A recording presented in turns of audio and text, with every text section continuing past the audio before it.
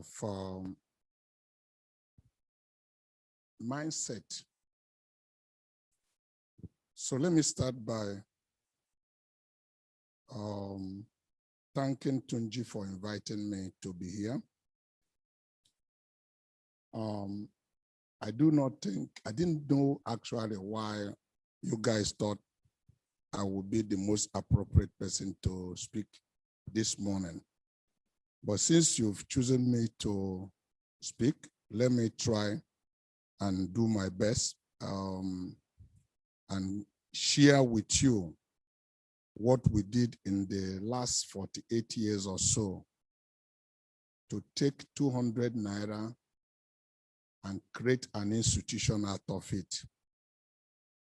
And I start by saying good morning, ladies and gentlemen, and many thanks to our friend here, Tunji, who for inviting me to be the special guest of honor and as a keynote speaker in this special event. May I first take this opportunity to formally welcome all of you this morning to this EXMAN Experience Summit 2021. As an entrepreneur doing business in Nigeria, I am passionate about the opportunity around us, from agriculture, banking, automobile, telecommunication, real estate, technology industry, and particularly I am thrilled by the good work EXMAN brand experience has been doing. I am delighted to speak on a topic that I choose, building for a scale. Before we move into detail, I want us to define scale. Of course, it's not something you are not familiar with. Scale means to take from small and make it something big. I would like to start by making us understand the basis of what we mean by building for scale. To grow our business at a high level that is difficult to attain. It is a subject that is very dear in my heart because as a young man, I was very ambitious coming from a background where nobody gave me a chance to survive. But I was hungry. When you talk about being hungry, I was really hungry. Some of you may not really know my background. Forget about all the decorations and the things that we are saying. My mates are the people driving Okada today. Some of them don't even have opportunity to have Okada. But I was hungry. Something created that opportunity because many of us complain about problems we have in life, but every problem is opportunity. Every problem is a business. It just depends on your mental attitude, the way you confront issue. I was really hungry because of the death of my father at the age of 4. My mother was left as a single parent with 4 kids. And it was not long before the Civil War broke out. We did not have enough to eat. My sibling and I fought over food, not meat. We ate in the same plate and struggled over the food. But I have a godly mother that inspired me for greatness. You know, I usually tell people that you make yourself when you are young. Statistics also prove it, that 86% of successful people have all become between the age of 14 and 28. Actual matter of fact, if you are 30, you're already at the borderline. So for those of you listening to me out there, if you're a young man under 25, listening on social media, you are very important for this occasion. If you are above 30 years, you're also very important, but if you are above 40 years, you need to brace up because you need to find out that Some of the things that you thought was important, you now find out that they are not. I work for my uncle in Lagos here. You know, the death of my father deprived me of a formal education. For those of you who went to school and are very, very, you know, good with your grammar, it won't be long, you'll find that some of my tenses are not adding up. But life is about mindset. It's not about the school you have been to, because everywhere you have been in life is a school. It's a matter of whether you are willing to learn or not. If you are willing to learn, you know, you will learn every day as you pass through life and experience. So the university I went is the University of Automobile Auto Component at the age of 8, not 15. Okay, some of the things were said about me, frankly, were not exactly correct. I was under 8 when my uncle brought me to Lagos here in a Butemeta to do apprenticeship for him. I went to a kind of a university where there is no written contract. So you just got to be at your best behavior. And I believe it's the best school for any young man to go through, because you learn unprecedented discipline that will, you know, prepare you for the challenges of the future. Sleeping in a store, walking like an area boy that, you know, people you laughed at. I remember sometimes some young people are going to school early in the morning. By 5 or 6 a.m. I've already opened the store. And they laugh at me, and one of them put hand and one day called me a rat shop. And by the state of my mindset, one of the day I put my hand over my mouth. I told him 5 years from today, I will employ you, because it's about the state of your mind. And I did that for 6.5 years. At the expiration of 6.5 years, my uncle counted 200 naira and gave me in 1976. I went there with my senior brother, and my senior brother was like, forget it, let us go back home. And I looked at him and asked him, do you have anyone to give me when we get home? He said, no. I said, so why are you asking me to leave this one? I took the 200 naira. My excitement was not 200 naira. My excitement was that I am no more under anybody's tutorage from today, and I can do with my life whatever I want to do. You know, when we look down on some of these boys that do apprenticeship, because I am a great advocate of apprenticeship, you are making a mistake, because the major problem we have is that the university we have today teach you theoretical knowledge, but never really impart something in you that is practical, that can help you. But while we were doing apprenticeship, we were taught different things, not in a formal way. They do them in the university. We are taught administration. We are taught inventory management, because you need to keep your stock and be able to count it. We are taught supply chain system. We are taught accountability. We are taught accountancy. So different things you require to be able to move on. We do research, not in a formal way, an informal way, because we need to find out what is in Volkswagen that will fit in Peugeot. Those informations are skill and they are money, because information is knowledge. The knowledge you have that you apply in life is what sets you apart from your other component, other peers in life. So when my uncle gave me 200 naira, because of the mindset I have, I was excited. My senior brother felt devastated. No, I didn't feel so. Of course, I could have spent that 200 naira in a restaurant that day to eat a pepper soup, or one of the delicacies in my village is goat head. Go and buy a goat head and eat it. and curse everybody around me, including God. And asking why did he take my father at a tender age of 4? But I had a vision.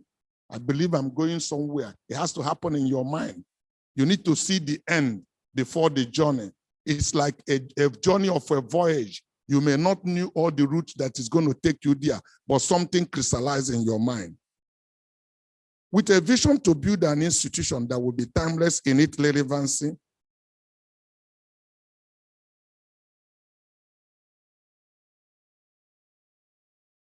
Koshari's mission is to deliver excellent products and services to its customers, giving them the highest value for their money. And as part of the company corporate social responsibility, we will plow back resources into the immediate and larger society while ensuring that the employees have a sense of pride and fulfillment. As I have shared in various forums and in my book, as an ambitious young man growing up, I dreamt of building an institution capable of Leventis Den or UAC. The level of growth God has enabled us to attain today in Koshari's can be traced to that early life's dream. And it's not surprising that the vision of Koshari's was, as an organization, is to build an institution that will be timeless in its relevancy. An interesting thing about a dream is that at first it appears unattainable, like a castle in the sky. But experience has shown that with dogged determination, unwavering commitment, and divine providence, every lofty dream can be achieved, even in the face of the daunting challenges. What is important is to learn the patience to grow through the process to become rich and embrace a culture of hard work and commitment in a legitimate business that demands determination to achieve success. Understanding that an enduring business is not a product of chance or unplanned leadership. Please, this is important. They are characterized by a clear vision, a growth strategy actualized through prepared and structured organization and effective leadership.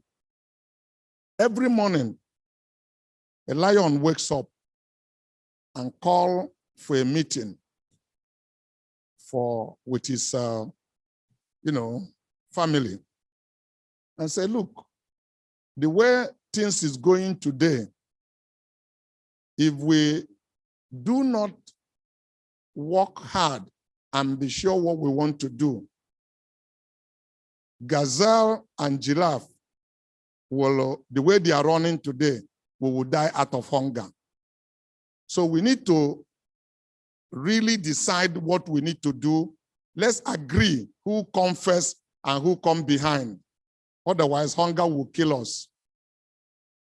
Unknown to lion, giraffe and gazelle or antelope wakes up every morning and call a meeting and say, friends, we need to get our ass together, because the way lions are behaving now, if we are not careful, none of us will be left.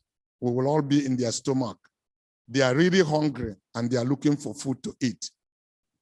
There is no safety zone. The worst thing you can do is to do nothing. Because even in your mind, if you are not educating yourself and getting information, your mind is a field. If you don't sow anything there in a field, weeds will grow in the field. So when you want to sow, you start getting rid of the weed first of all. So you must always think, what do I do to stay ahead? What do I do to command relevancy in my life?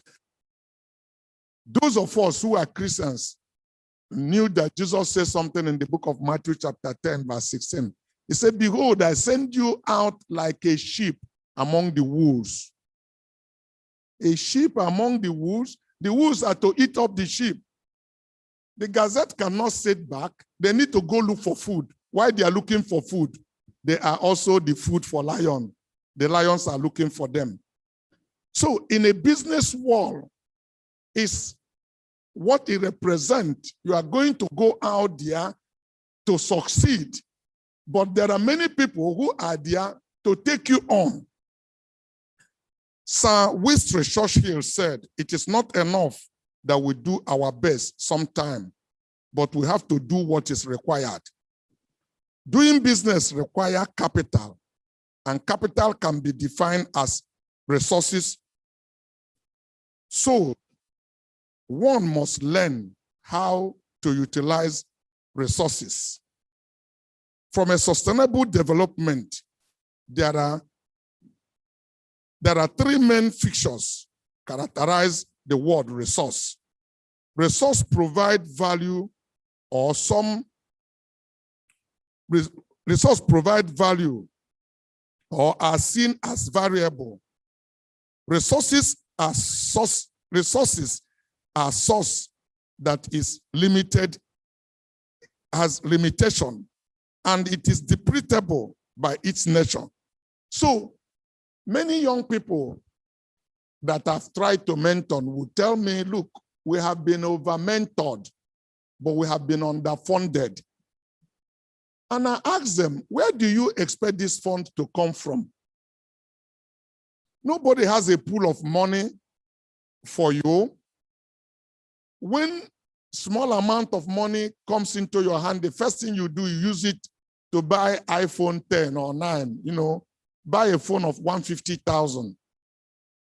If you are called to be an entrepreneur, your first discipline is ability to manage resources. How do you deploy them? Knowing that they are depletable by nature and they are not in plenty supply. So I do tell quite a number of them, go get a job. That's the first thing you need to do. Get a job and see how well you can save money. See how you can manage the little resources you have. If you are truly called to be an entrepreneur, you will begin to deploy resources in a sustainable manner. Some of your colleagues will wonder what is wrong with you by the way you manage, because you have plan for future. You are building a capital, something to launch you out. Because you cannot build a reputation on the things you are going to do. You can only build a reputation by the things that you have done. People who are not going to listen to you based on your potentials. That's what Nigeria is all about, the potential of this country. But potential is what you are capable of being, but you are not yet. So we want to see what are you now so that we can have confidence to trust you. So these characteristics of resources are what giving rise to the term resource utilization. That simple terms means most effective and efficient use of available resources to achieve the desired result. That is to say, how well a person, organization, or a country employs its resources to achieve a desired result or outcome. Building from scale, in my humble opinion, is building a sustainable business. The question that this term poses to us then is, what foundation have we built for our businesses, and how can it achieve sustainability? The mantra in today's business is innovate or die. When you hear this word, innovation, innovate, a lot of people think it looks so bogus. Innovation is finding a new way to do things people have been doing every day. It's not about so much technology. It's about repackaging. It's about, looking for problems to solve, finding a new way, a new mindset, how to take a leather and make a shoe out of it, how to, get repackaged things and put a value on it. When I say this repackaging, it means a little bit inferior in your mind. But innovation is simply to find a new way. Things people have been doing and they tell you this is the tradition. You need to challenge tradition. You need to look for, go out of the circle where people think they block themselves. The industry I came from, the tradition is you must get a boy to do apprenticeship for you. Train that boy, give him all the skill that you require. By 6 years or 7 years, when this boy have already acquired knowledge that he could have add value to your business, that tradition gives him capital and send him away. And that boy become the major competitor for his boss. Because of this tradition that we are coming, by the time the boss has stayed in his business 5 or 7 years, he's been had some money, bought Mercedes car or Peugeot 504, built a house in the village, and now he can come to office by 9 o'clock, and sometime by 4 o'clock he has already leaving. So this boy now knew all the customers and manages the customers. And once the boy have a capital, all the customers are looking at him because he used to serve them. He started taking the boss customer. The business of the boss start going down and the boy's own start going up. Innovation taught me, after I came out working for my uncle, that this system, as good as it is faulty because it does not support sustainability. You continue to find 10 years rangers. Every 8 years, a new person grew up and become big, but there's no continuity. This system micromanage people, do not give people opportunity to exhibit their potentials, because your boss will write for you, this is the price to sell goods. It kill initiative. So when I came out and my boss gave me 200 naira, of course, initially, I don't have capital to employ anybody. I was the managing and damaging director of the company. The forward, the chief accountant, the controller general, everything A to Z, I am. My next employer was my wife. And both of us did this. Our next employer was her sister, which is my sister-in-law. Then I took a boy, took another boy, 3 of them. But I told myself, by the time they leave, no other boy, because this is what innovation is all about. The tradition that brought me up, never anywhere, anybody. So I started challenging it. Whenever I settled the first boy, I replaced him with an employee. My idea is that we can bake a big cake and everybody can take a pile. This system is faulty. And then we started hiring people to come in with knowledge, with expertise. What I brought to the table was my dogged determination, my core knowledge on the parts of internal combustion engine. But I need to go get expert people who knew better than myself, that has gone to school, but they are not as skillful as myself in the everyday knowledge of what it requires to come and help me set up this thing with what it is. Because I'm telling you the story, how we turned 200 naira under 50 years to hundreds of billions of naira. It was not an accident. I've just said that an enduring business have to have a clear strategic plan to be able to scale for growth. The motto in today's business is innovate or die. Innovation, on the other hand, is driven by having the right talent on board. So we went hunting for the right talent to come on board. People with expertise in different areas of what they require to run business, and sold my visions to them, which is the most difficult part of the business, to make a believer out of these professionals that you have hired who want to be left alone and given the right authority to do what they want to do or what they know best to do. But I had to share with them where I am going and make a believer out of them. This is the most difficult thing to do, for them to buy into your vision. And that we did. And that's part of our success. Today's new innovation, on the other hand, is driven by having the right talents on board. Today's new product and services are being rendered obsolete more frequent than ever. To stay ahead, small organizations must then simply become more adventurous and entrepreneurial in thinking, more nimble in executing new strategies, and driven by entrepreneurial culture. From this premise, we highlight the following key defining controls that small business must imbibe earlier in life of the organization to achieve sustainability in the future without caving in or capping their growth. These include setting a clear vision for the organization, and that we did. What we set out to do was to build an institution. Otherwise, I had enough money to have had 2 houses in Ajegule and settled down. That's what people like other me, or people ahead of me, all of them did.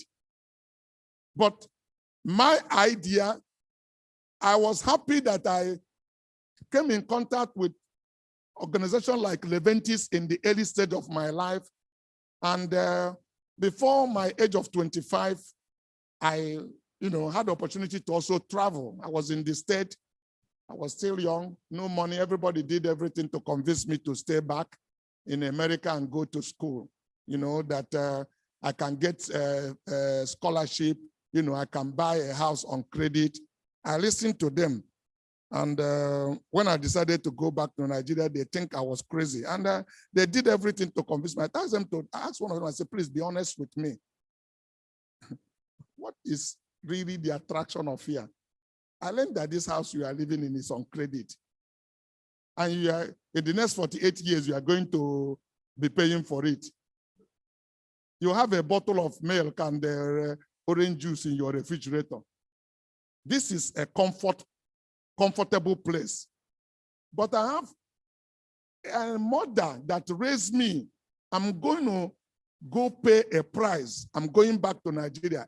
They will say, what's wrong with you? Everybody did everything to convince me to stay back in America. I returned back to Nigeria with my elementary 3 degree. I was focused. Our goal was to set a clear vision. I said, this includes setting a clear vision. I knew where I'm going to be. I was under 16 years. People say I started business at 17. That's what you said. That's not correct. I started at 15. By 15 years, I have my own business. That's when I started business with 200 naira. And I have dreams. And I dream like you can never believe. One of my dreams is that I want to get married before I turn 20 years. I want to own a car. I want to have a son by 21 years. And I want to own my own car by 23 years. And by 25, I want to be a millionaire. It's not a joke. I wrote them down and placed them on top of my bed. Before I go to bed every night, I dominate my spirit with those things. And those are things I see in my dreams when I'm sleeping. When I wake up in the morning, that's the first thing I see. As I'm going out, I go through all of those things. Those are the power of dream. Some of you read a book. They call it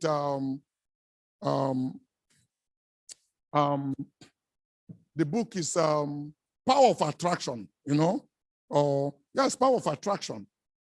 Your thought is very strong, very loud, very magnetic. If you, whatever you give your mind to is what you will become. By 18 years, I was living in 3-bedrooms apartment of my own, not my father's house. I didn't take a wife to my father's house. I didn't have all the money in the world, but I've started making success.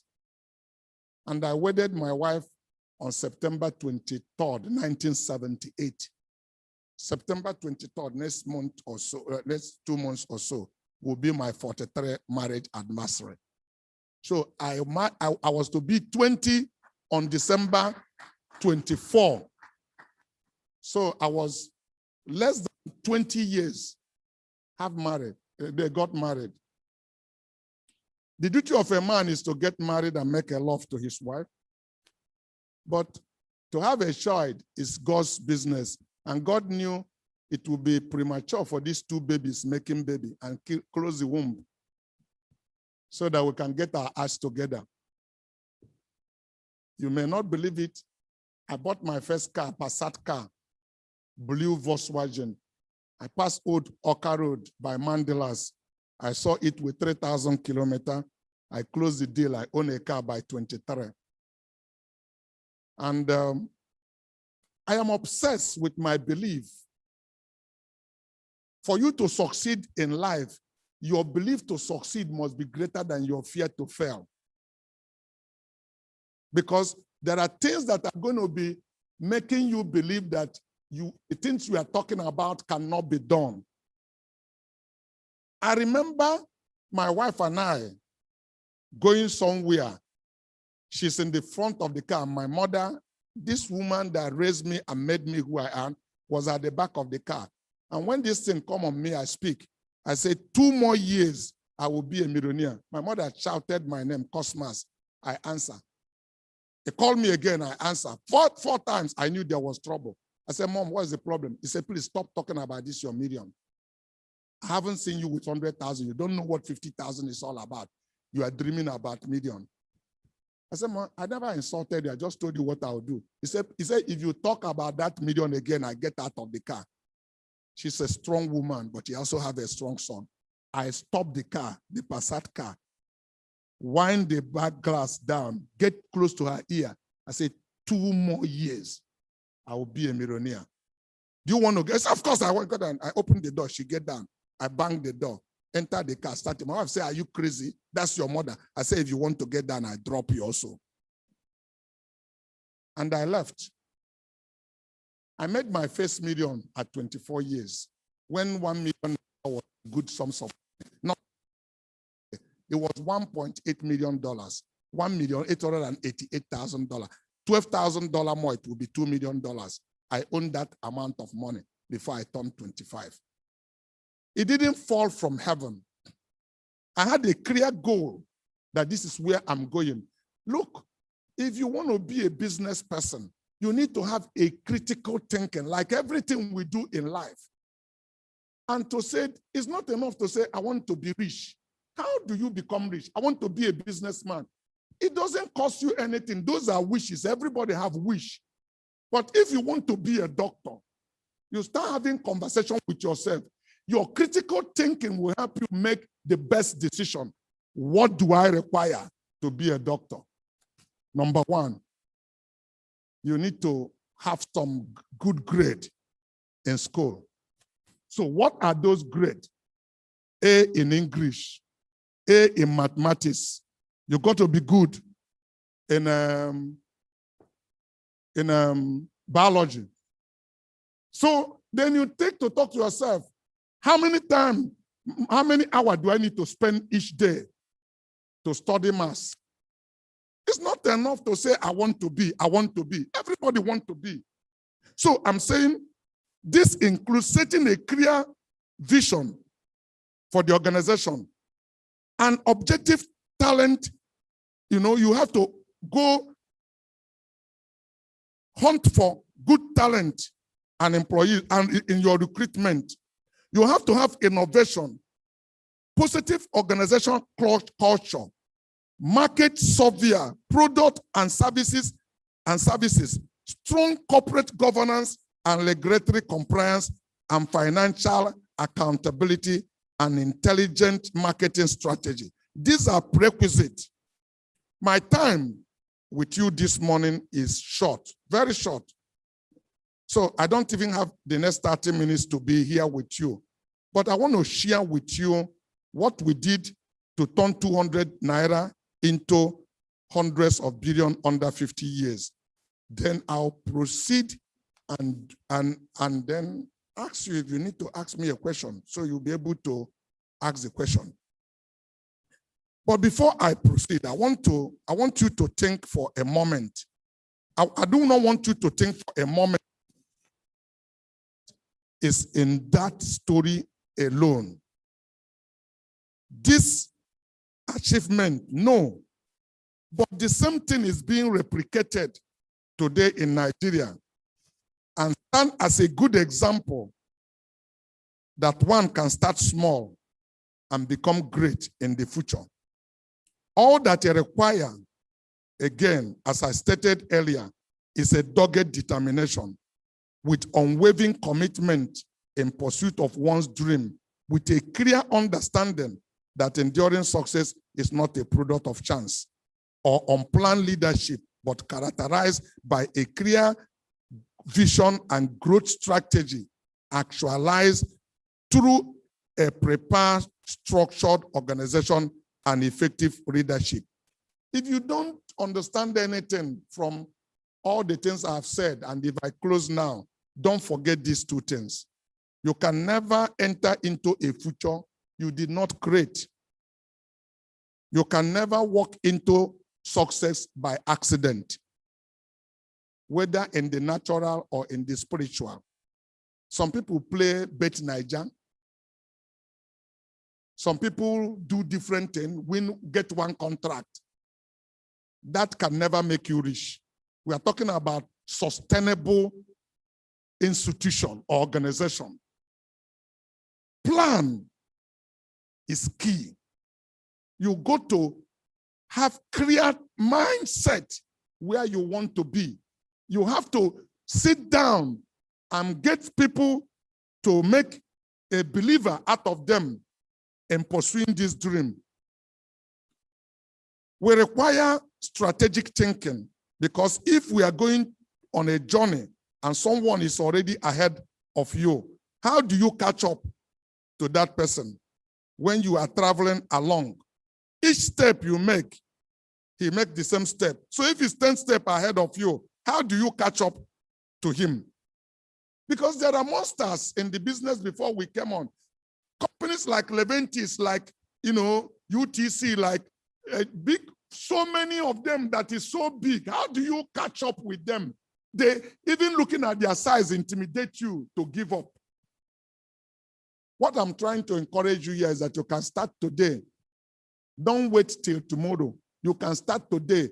How small you are starting is not what is important, but how focused you are.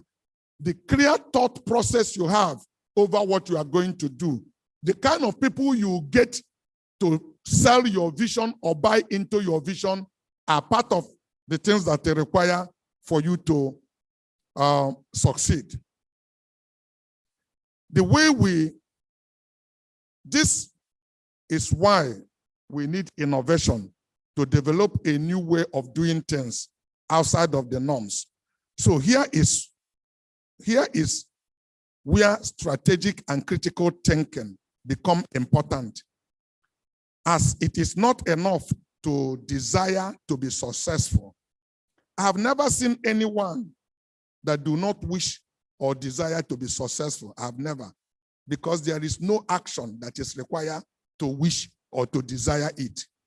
So wishing or desiring success is not enough, but the actions that we take from that. A great meeting is not important. It's not based on the number of people or the eloquency of the speaker or the presenter. A great meeting is what they take away from the people that attend the meeting. How do they take action from what they have learned? I've met great intellectual people who speak good grammar. like lecturers you see in the college who comes and said, today we are going to teach you how to be a millionaire or a billionaire. The first question that comes to your mind is that, why is he not a billionaire? The thing is that he had intellectual knowledge, he's imparting it to you, but he lacked wisdom. Wisdom is application to take action of the things that he's telling you. Because the things he's telling you are not far-fetched, they are not boo-boo story, they are real. But he had not determination to go out there and dare to implement those things that he's telling you, so he can impart the knowledge in you. The 56th Secretary of the State of the United States of America, Colin Powell, said, a dream does not become a reality through magic. It takes sweat, determination, and hard work. It is easy to say, I want to be rich, but that will not make you rich. I want to be a doctor. It's a good step. It's a good step. Good place to begin with. But critical thinking will help you make the right decision in life. You need to begin to, if you want to read medicine, you need to begin to have conversation with yourself. I need to get good grade in specific areas of the subject. I've mentioned them before. Then you are still having conversation with yourself. You own up to your limits and weaknesses on those subjects that you are not too good at, and call out for help. There's no shame in making right. Things you do not know, you do not know. You can only speak big grammars. If you do not know something, it's better to humble yourself. These are part of what discipline required. Some of you may not believe me. I have already had my first child at the age of 26. When he was getting into elementary, when he started getting to primary school, was when I started feeling embarrassed. Because if you have listened to me, if my grammar was as bad as it is today, 40-something years ago, or I was using cutlass to cut it. Then they say, you know, my ease was matching my, I got a teacher. Oh, you felt, oh, I've already been successful. I'm living in this kind of mansion. He went to buy books. I said, please go and buy book 1. Let's start putting tenses together, first of all. Let's start from ABCD. He said it was difficult for him. I sacked him. I went to get another teacher who agreed with me. He bought book 1. I said, let's start from ABCD. Let me start putting 2 letters together. Okay. My command in English is not perfect, but with my elementary 3 degree, I've served in 2 public quoted banks in Nigeria. And I was the chairman of credit committee in Access Bank for 12 years with elementary 3 degree. All other people are graduates and have better degrees. They brought a lot of things to the table, but I brought something to the table that none of them have. What they don't teach them in Harvard. Street smart. I can smell good credit. You don't believe about your God's-given ability. We get KPMG every year to come and assess us. We are 14-man board. To avoid prejudice, you don't know what I said about you. You will assess me and I will assess you. And KPMG is collecting them. And later, announce the result. I've never gone beyond the 4th person. I'm in there within the 1st and the 3rd. From what every one of them said about my contribution to the board, with all their degrees and without my own degree. And with my elementary 3, I've been to Harvard Business School for executive program.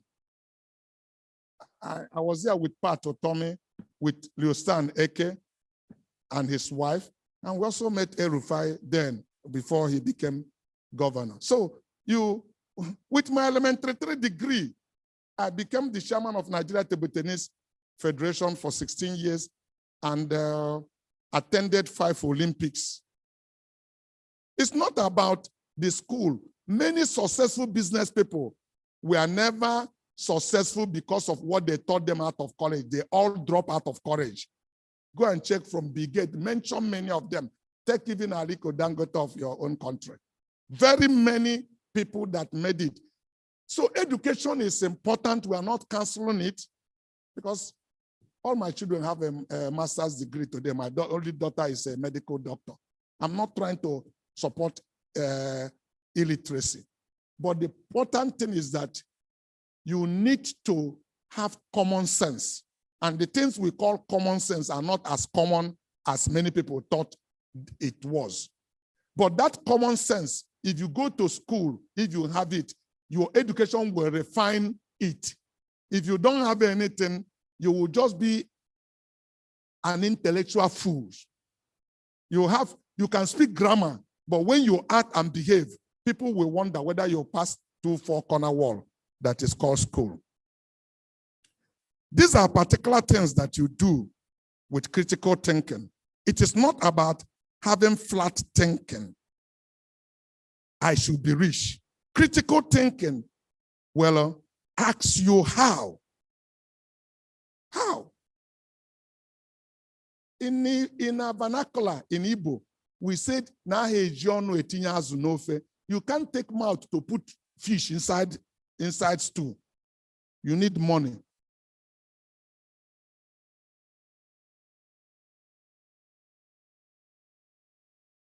And some people say that talk is cheap, except when a lawyer talk. You know it's not cheap. You pay for it. Okay. So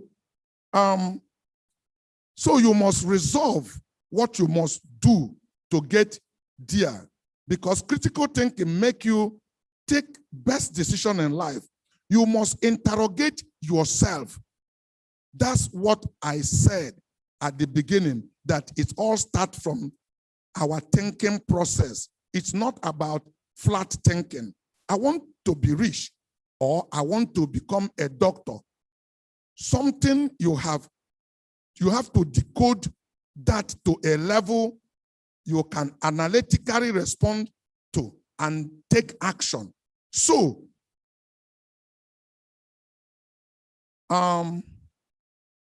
listen to me now. There are quite a number of people listening to me now, both those of you who are here and those who are listening through social media. One of you, or two of you, or maybe 10 of you may become the future billionaires. But it all depends on the way you think.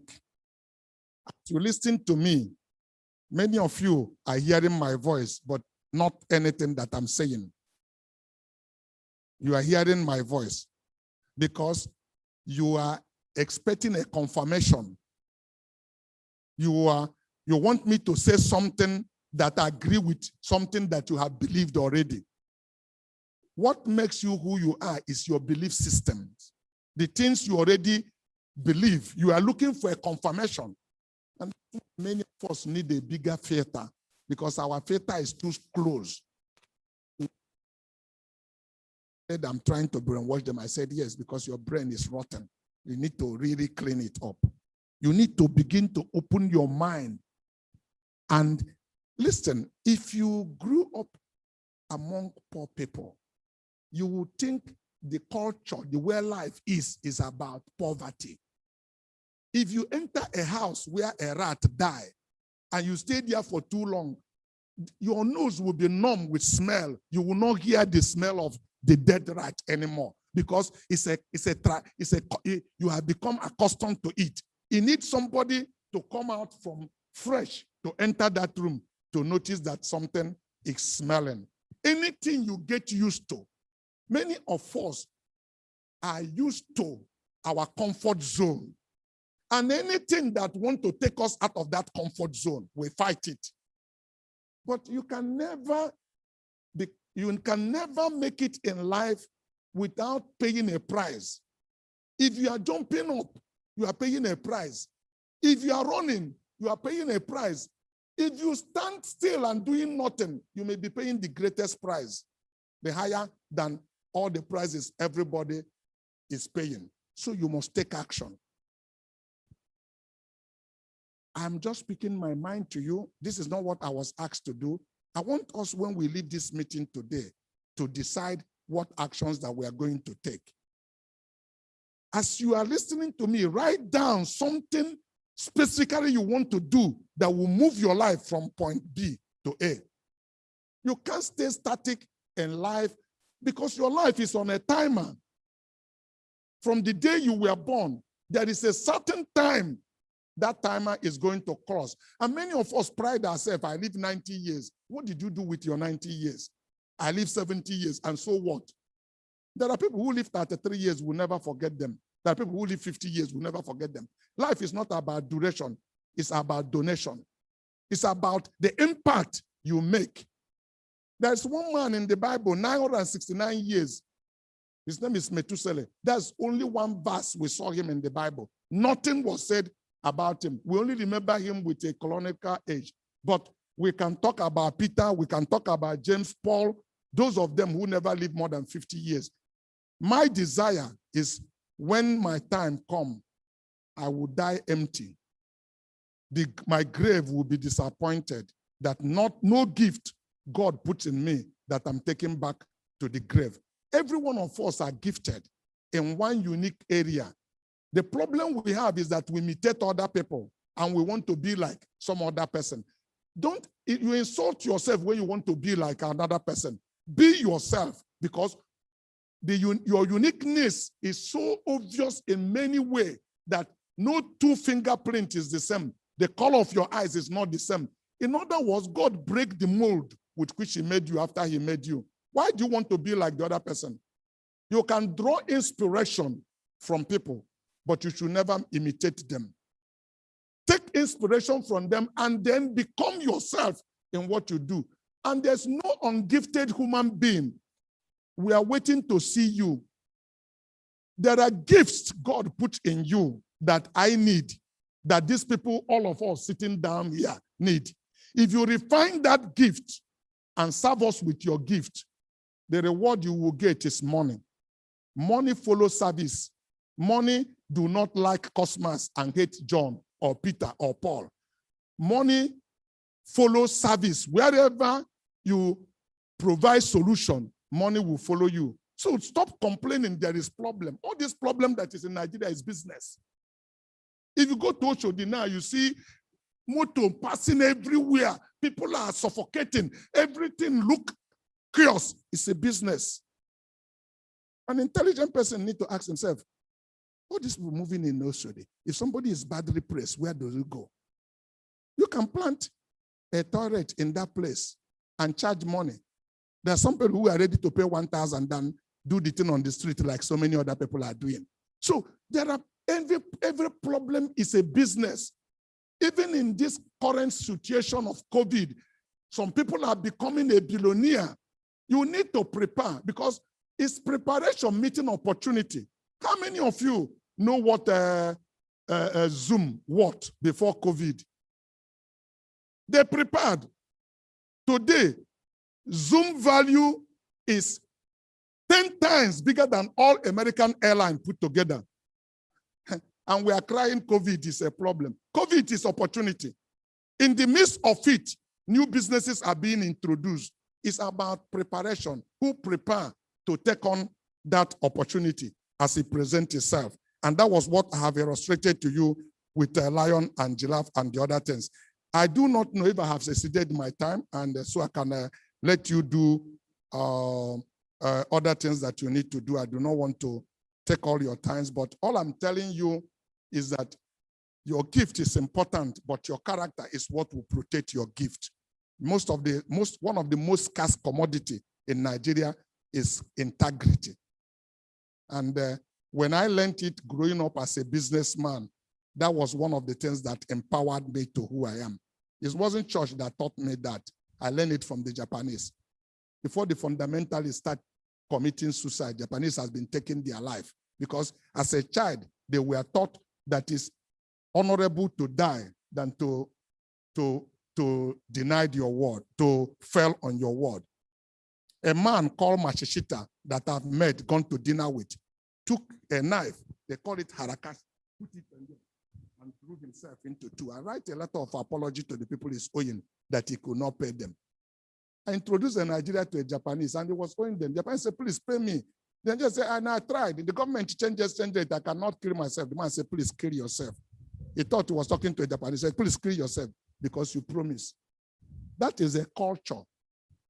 It's a problem, but it's an opportunity. I learned that was a problem, and I closed in it and worked myself to where people could trust me.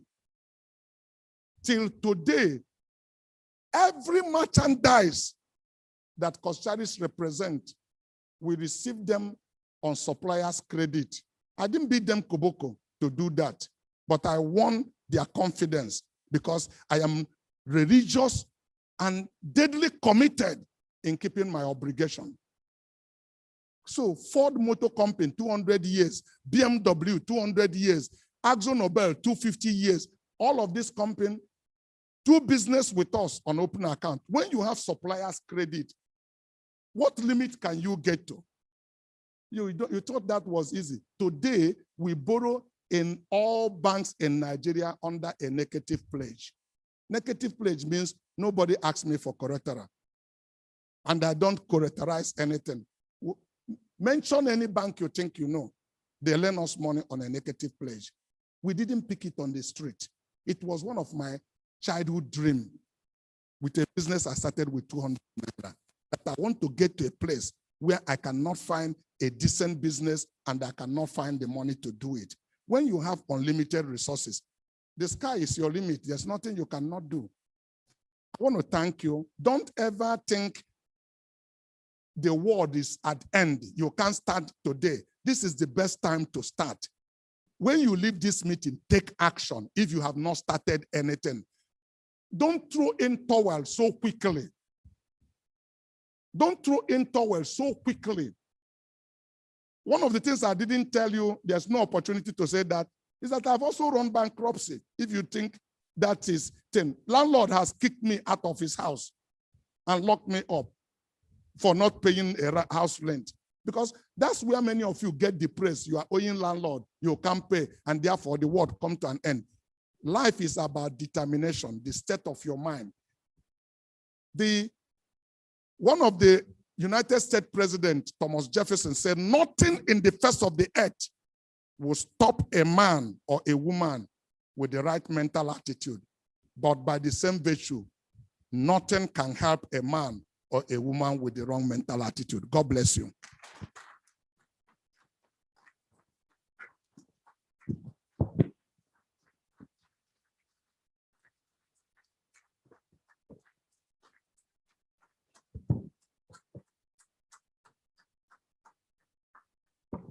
Thank you so much. Thank you very, very much, sir.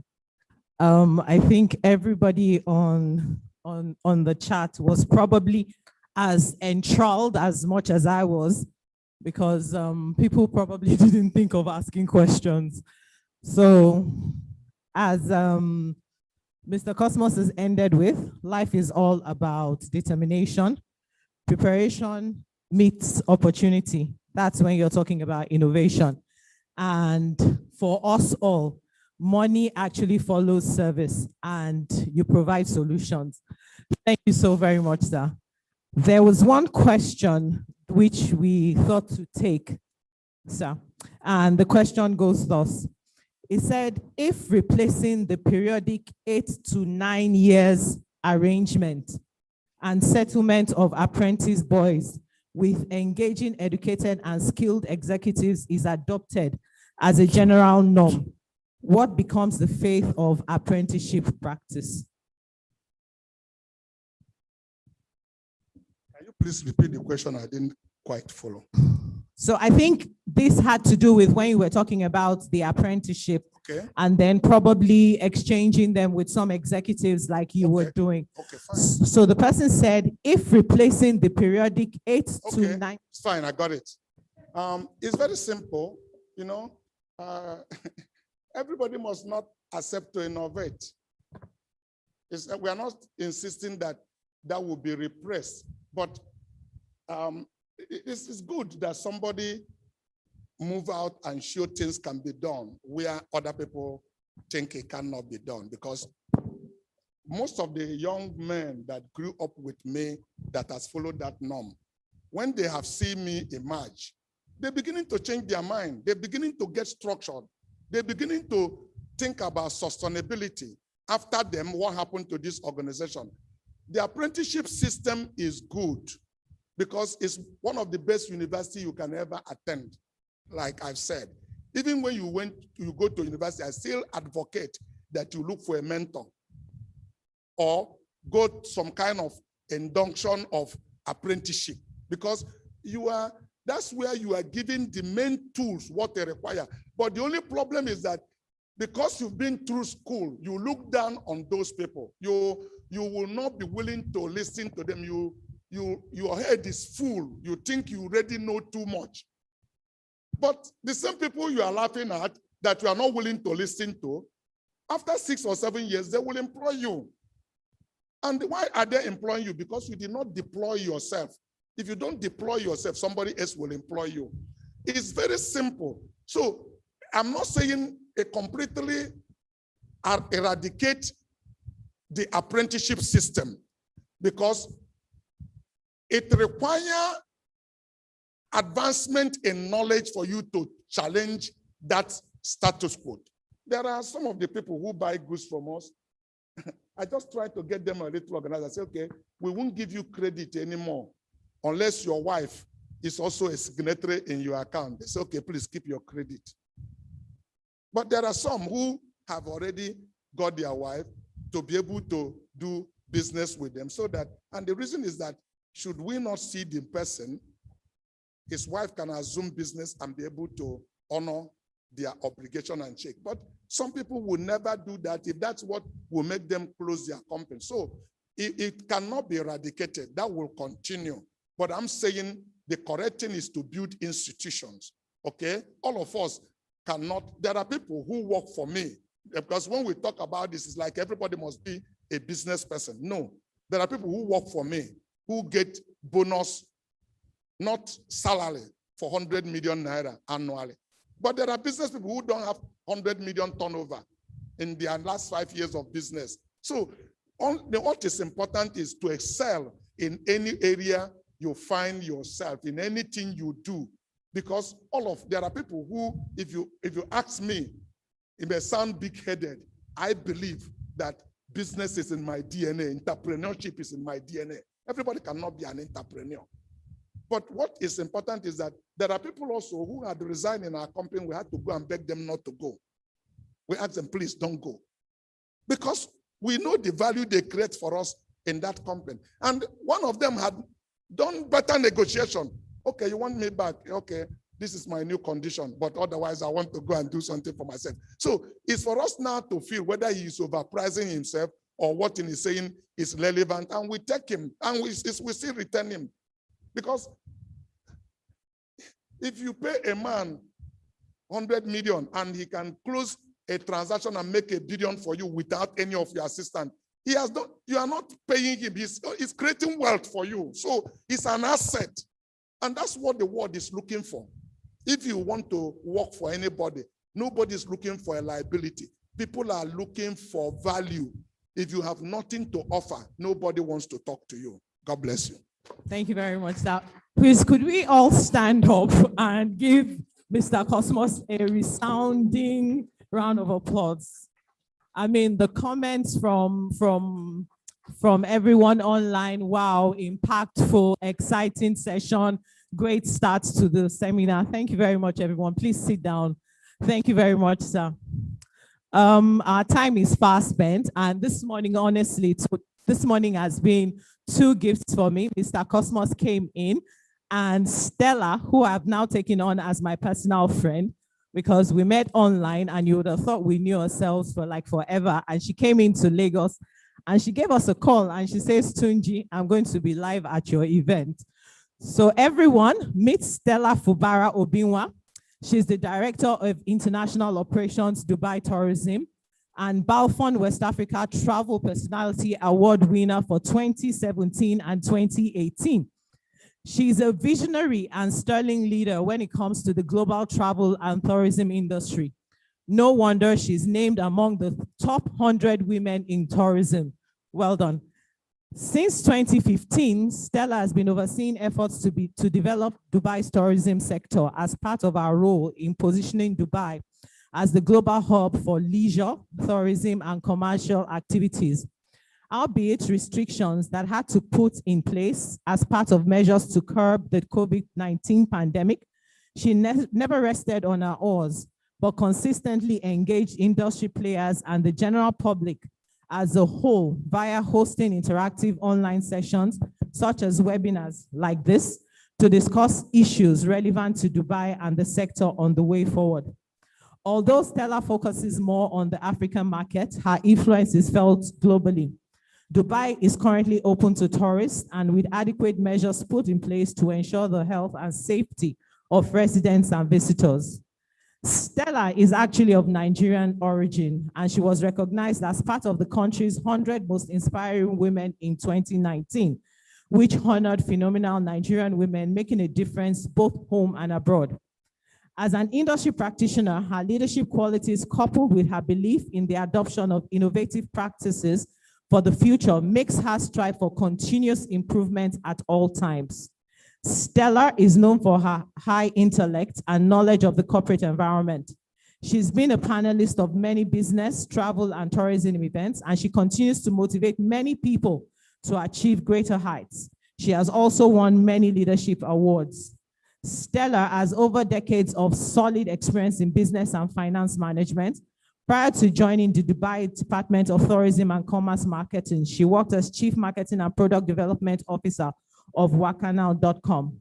So looking at the future of travel and tourism, Stella believes that people would like to travel to a place where they feel is the safest to be, and that Dubai has managed the pandemic well enough to provide that kind of assurance. She also believes that one thing we have all learned from this pandemic is what is truly important to us, which is family. They are the ones supposed to be getting a lot of our time, she said. Welcome, Stella, and thank you very much.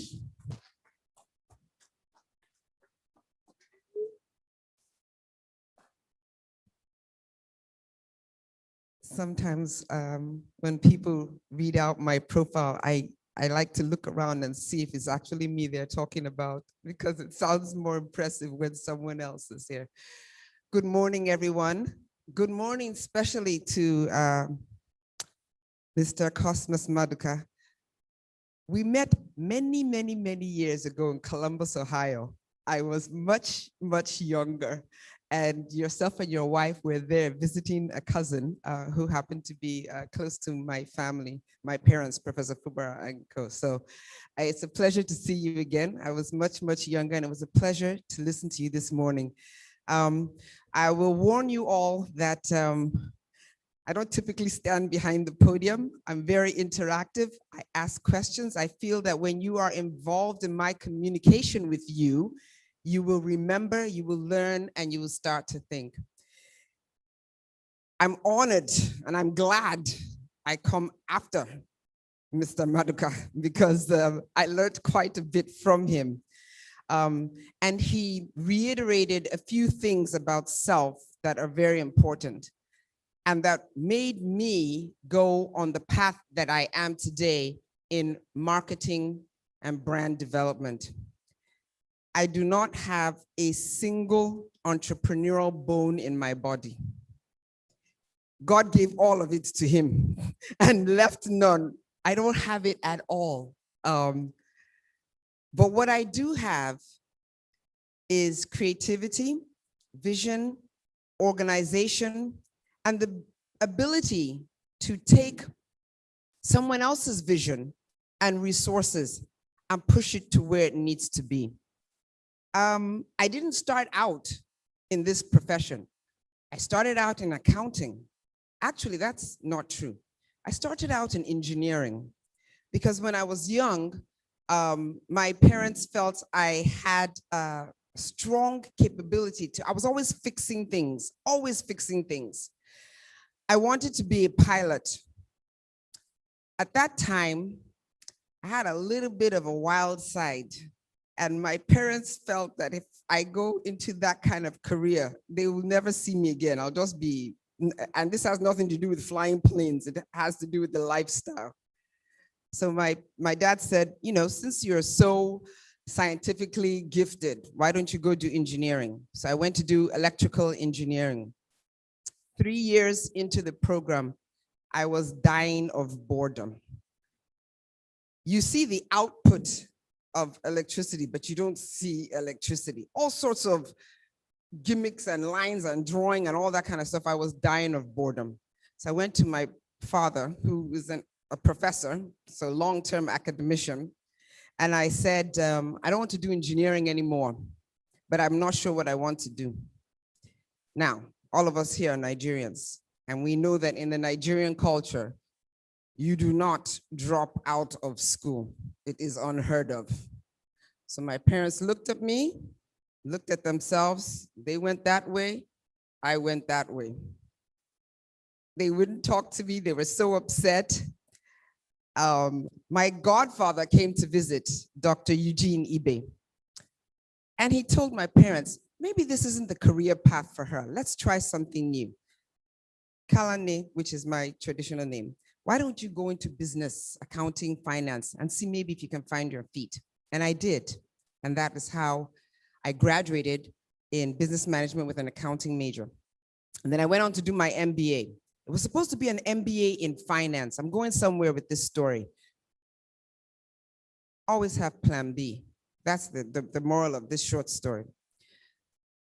I started my MBA, the finance and the stocks, I wasn't really quite feeling it. And my professor said, why don't you go into marketing, international marketing? And I did. I majored in that as my MBA, and I flourished, and I got hired by Deloitte & Touche, which was one of the largest consulting firms at the time.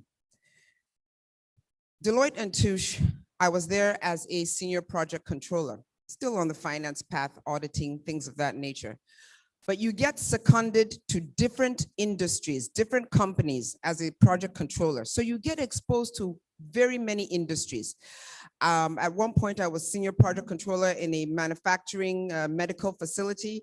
Once it was a hotel group. Once it was, oh my gosh, it was asbestos chemicals.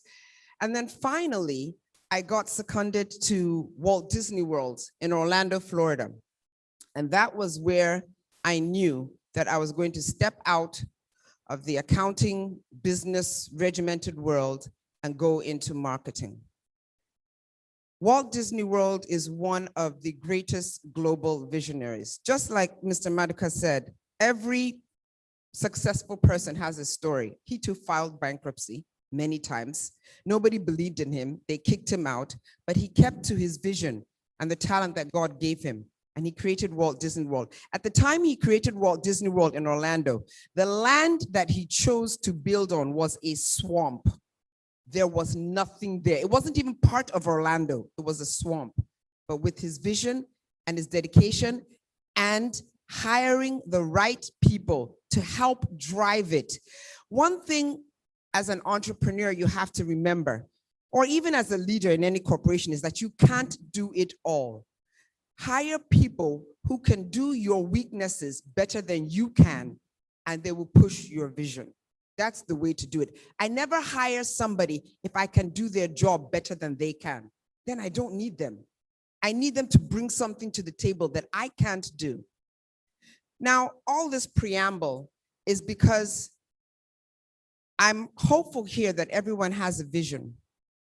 Visions are around a product or a service. And for that product or service to thrive, it must have what we call a brand. What is the brand of your product or your service? And what is your product or your service? Is it you? Is it a car? Is it a dress? Is it the microphone? Is it the hotel? All these things are examples of products. Not every product has a brand. Why? Because the person who created the product did not think about positioning their product as a brand. And if you look around the world today, the products that are thriving are those who took time to create a brand around their product. As we go through this brand experience summit here. Remember, a brand is anything. You are you are a product. Whether you turn yourself into a brand is up to you. So as we go through this, think about the products and the services that you are engaged in, you have vision for, and think about how to make them a brand. Because if you don't, the sustainability that Mr. Medical talked about doesn't exist. Only brands survive sustainability. Products do not. There are 10 different kinds of writing material in this world, but the writing materials that have established themselves as a brand, they're the ones you will remember. When we talk about minerals that you drink, what's the first one that comes to mind? Coke. When you want to talk about brands, whether you drink Coke or not, if someone asks you about a mineral, you must mention Coke. In the league of mineral products, what's another one? Pepsi. They're the top two.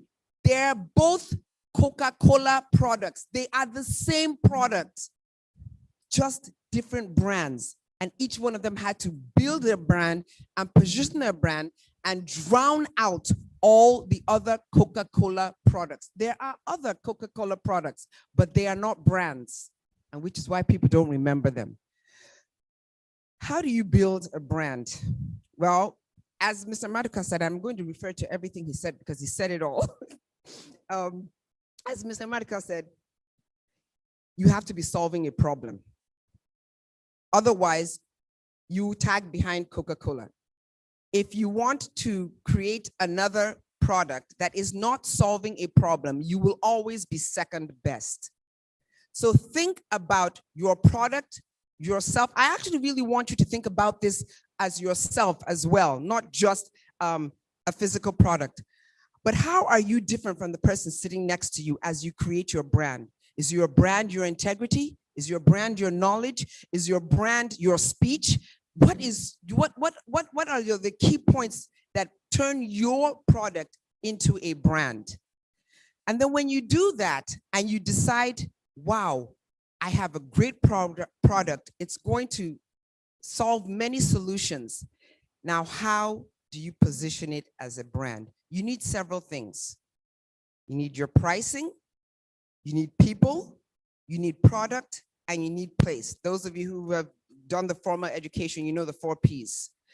I want to talk a lot about the people part of branding.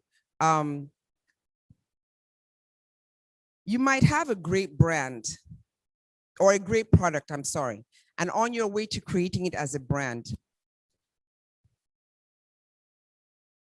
you must be able to do a lot of self-assessment. Where are my weaknesses? If you are weak in finance, go out there and look for the best financial person. If you are weak in drawing, and that's required for your product, go out there and look for the best. Don't be threatened by other people's capabilities. God gave you yours. Use them to your advantage and hire people that complement you. And most importantly, when you're done looking at all the people, everybody has a degree. Everybody finished first class. By the way, I didn't finish first class. I didn't go to Harvard. I tend not to lean towards Ivy League schools when I'm looking to hire people, because you need hungry people. And you need passion. So you've lined up everybody that you want to hire, and they all have degrees and experience. The critical factor that will make a difference between you and him, for me, is your passion. As a leader, we can send you to school to get skills. We can send you to all the certification programs. Nobody can teach you passion. And if you don't have passion, when the hard times come, when you need to think, there will be nothing driving you to make that next decision or to turn the corner or to know that this is a hard time and we'll get through it. Without passion, you will end it right there and you move on to the next failure, if you will, because you don't have passion. So when you are building your brand, hire people who are passionate. When I came to Nigeria in 2000, I think it was 13, and I came, Wakanao hired me as the chief product development officer, and then I moved to marketing, and I just became everything. I started looking for people to hire. Now, if you are in the brand business and you cannot communicate verbally or written, step aside. Recognize that you don't have those and go get that technique, because positioning and creating a brand is about communication. Actually, everything in life is about communication. Check it. Husband and wives, when they're having issues, communication is probably the #1 problem. They're not communicating, however it may be, verbally, in actions or things of that nature. So when you're creating your brand and you're looking at the people, you're looking at their passion, you're looking at their communication, I started to recruit people. And I realized that the normal recruiting process of complete an essay and did you go to school and did you graduate first upper class wasn't going to work for me. So I told HR, listen, this process stops for me. I have one question to anybody who wants to work for me. Any topic of your choice, I'm not even going to give you the topic, any topic of your choice, I need a 2-page essay from you. It needs to be well written and something I can read. And it is any topic of your choice. Why? I want you to write about something you are passionate about. Let me feel your passion. Let me read something that you believe in, not that I believe in. That will tell me what kind of person you are. Problem #1, most of the people are like, I don't know what my passion is. How can you not know what your passion is? You're in your 20s, you're in your 30s, you don't know? So then what's going to get you through life? That is why you're still here looking for a job, because you don't know what your passion is. Then the next part was, I know what my passion is, but they couldn't articulate it. If you can't articulate, what are you doing in marketing? Marketing is all about getting someone to believe in something that you have. So if you can't communicate with them and articulate that, how are they going to believe what they're not hearing? Because you can't say it. And that was how, and I specifically recruited people who had never been in tourism or hospitality. That was not a criteria. That was not the basis. I didn't need people who had already been there. I can teach them that stuff, but I needed that passion. And that is how I assembled a fantastic team while I was at Wakanao. And from there, we started to create the brand of our products. So that's the people part. What is the place part of branding, of marketing? There are some marketers who would tell you that they can sell water to a man on the ocean surrounded by water. That is a skill set. You're selling something to someone who already has it. That's utopia. You have a product. Let's just call it a luxury car. You have a luxury car. Everything about that car is great. And you now decide to go and sell it and position your product in the Amazon forest. Great product. This product is top notch and can do everything. But if someone is living in the Amazon forest, do they need your product? You have taken your great product and you have put it in the wrong place. You must identify the place for your product. It's like going to someone who lives in the desert and what could you sell to someone in the desert that is completely irrelevant to where they are? You have to, sand. You have to sell your product in the place where it is needed, or you have created a product that does not solve a need. It is not a solution. Remember, Mr. Marco talked about being able to create a solution as your product in order for it to thrive. If it is not a solution, no one's going to buy it. That's about place. Pricing is also important, and also your target market. When you create a product and you are trying to brand it, your branding is very important depending on who you think is going to buy your product. The way you talk about your product is important to whom you think you are selling your product to, because you will not. This true story, we learned this during my MBA. When Coca-Cola went to China, I believe that was the Asian country, they went to China to sell and to position Coke. They positioned it as Coca-Cola. In that particular country that they went to, Coca-Cola, in their native language, translated to frog in the mouth. The product didn't sell. Had they employed someone locally in marketing before going to that country to sell their product, the person would have told them, this thing has a bad meaning in our country and your product won't sell. Another story, same like this.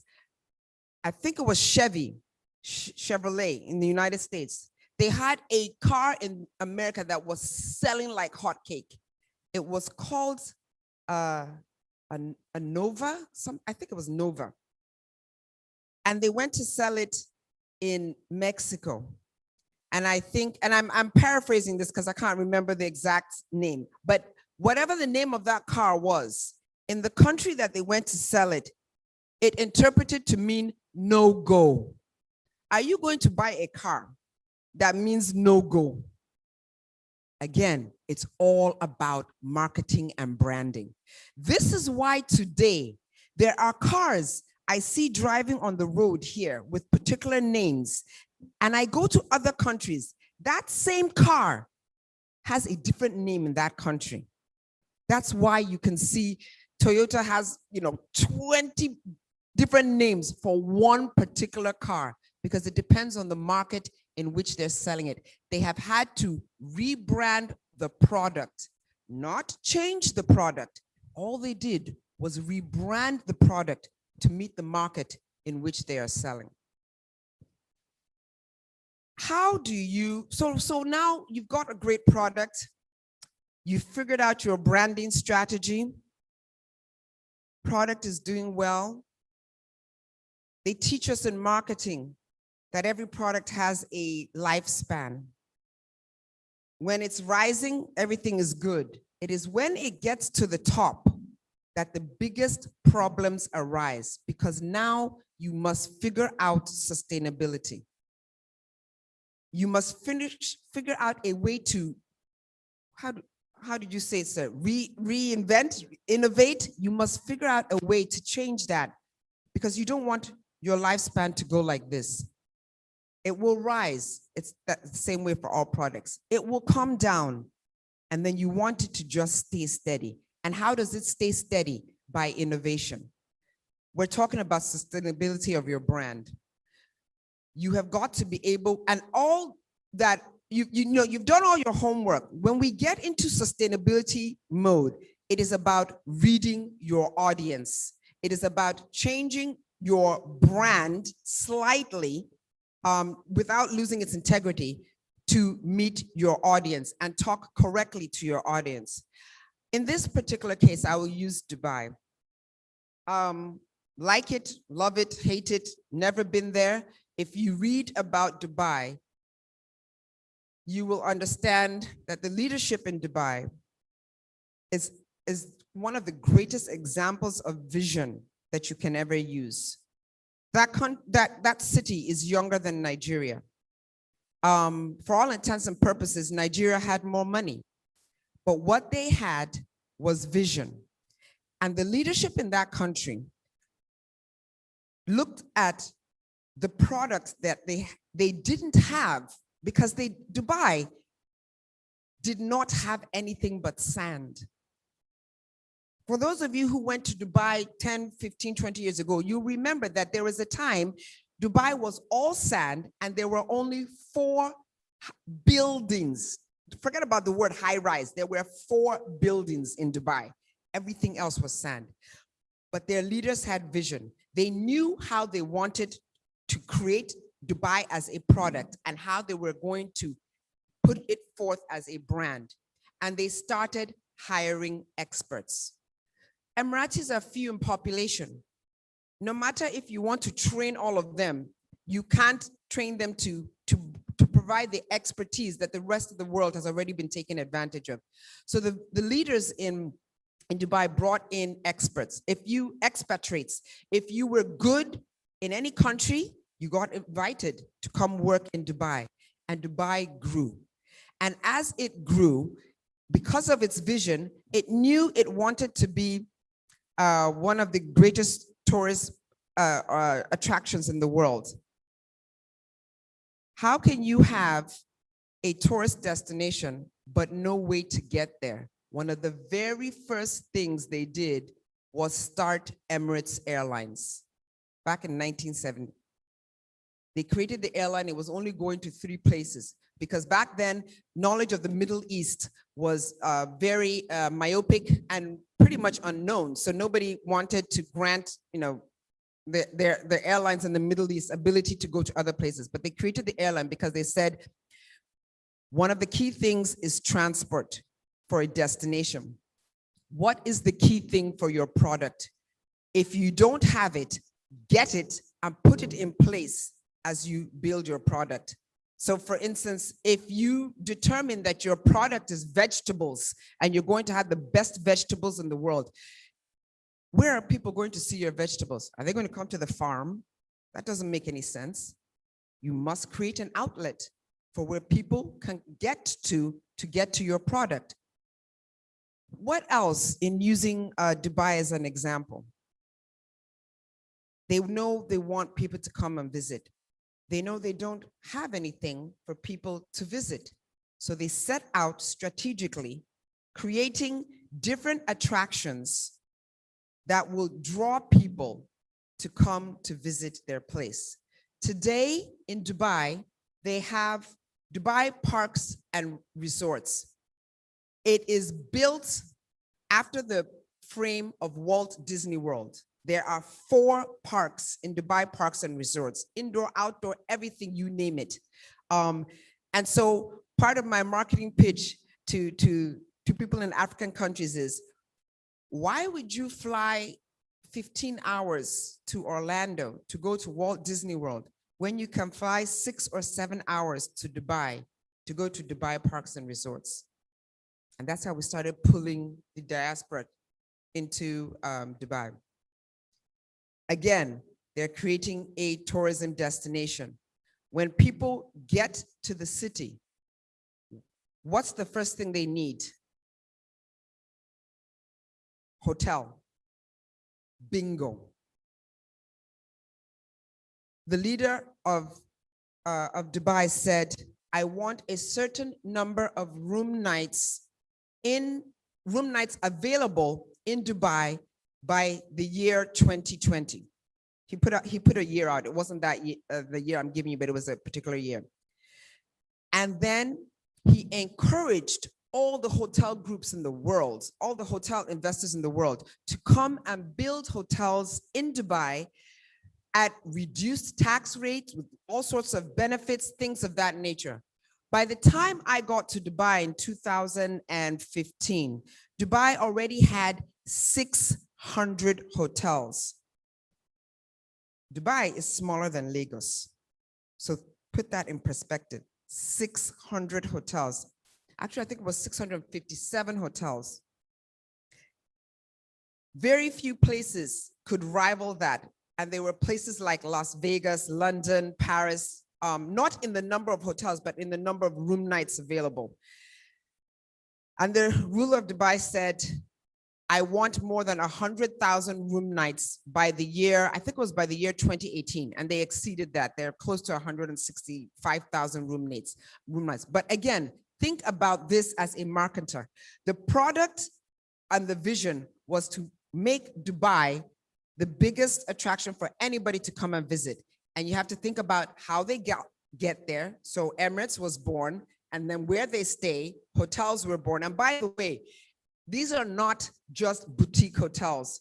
I say this with great pride that a 3-star hotel in Dubai is better than 90% of the 5-star hotels anywhere in the world. And if you do your homework, you can stay in a 5-star hotel in Dubai for $50 a night. It's not that expensive. True story, I was attending a conference in Berlin. My son plays professional football, and he was playing in Hanover 96 at the time. He was just a kid. I think he was like 17. And I had moved to Dubai, so they were used to the opulence of Dubai. And I said, I'm going to be in Berlin. I'm going to be attending a conference. So my son was like, oh, I'm going to come and stay with you. You know, I love staying in hotels. So he gets to Berlin. We check into the hotel. He's supposed to spend 5 nights with me. After the second night, he said, Mommy, I'm going home. I said, why? He said, this hotel is worse than my apartment.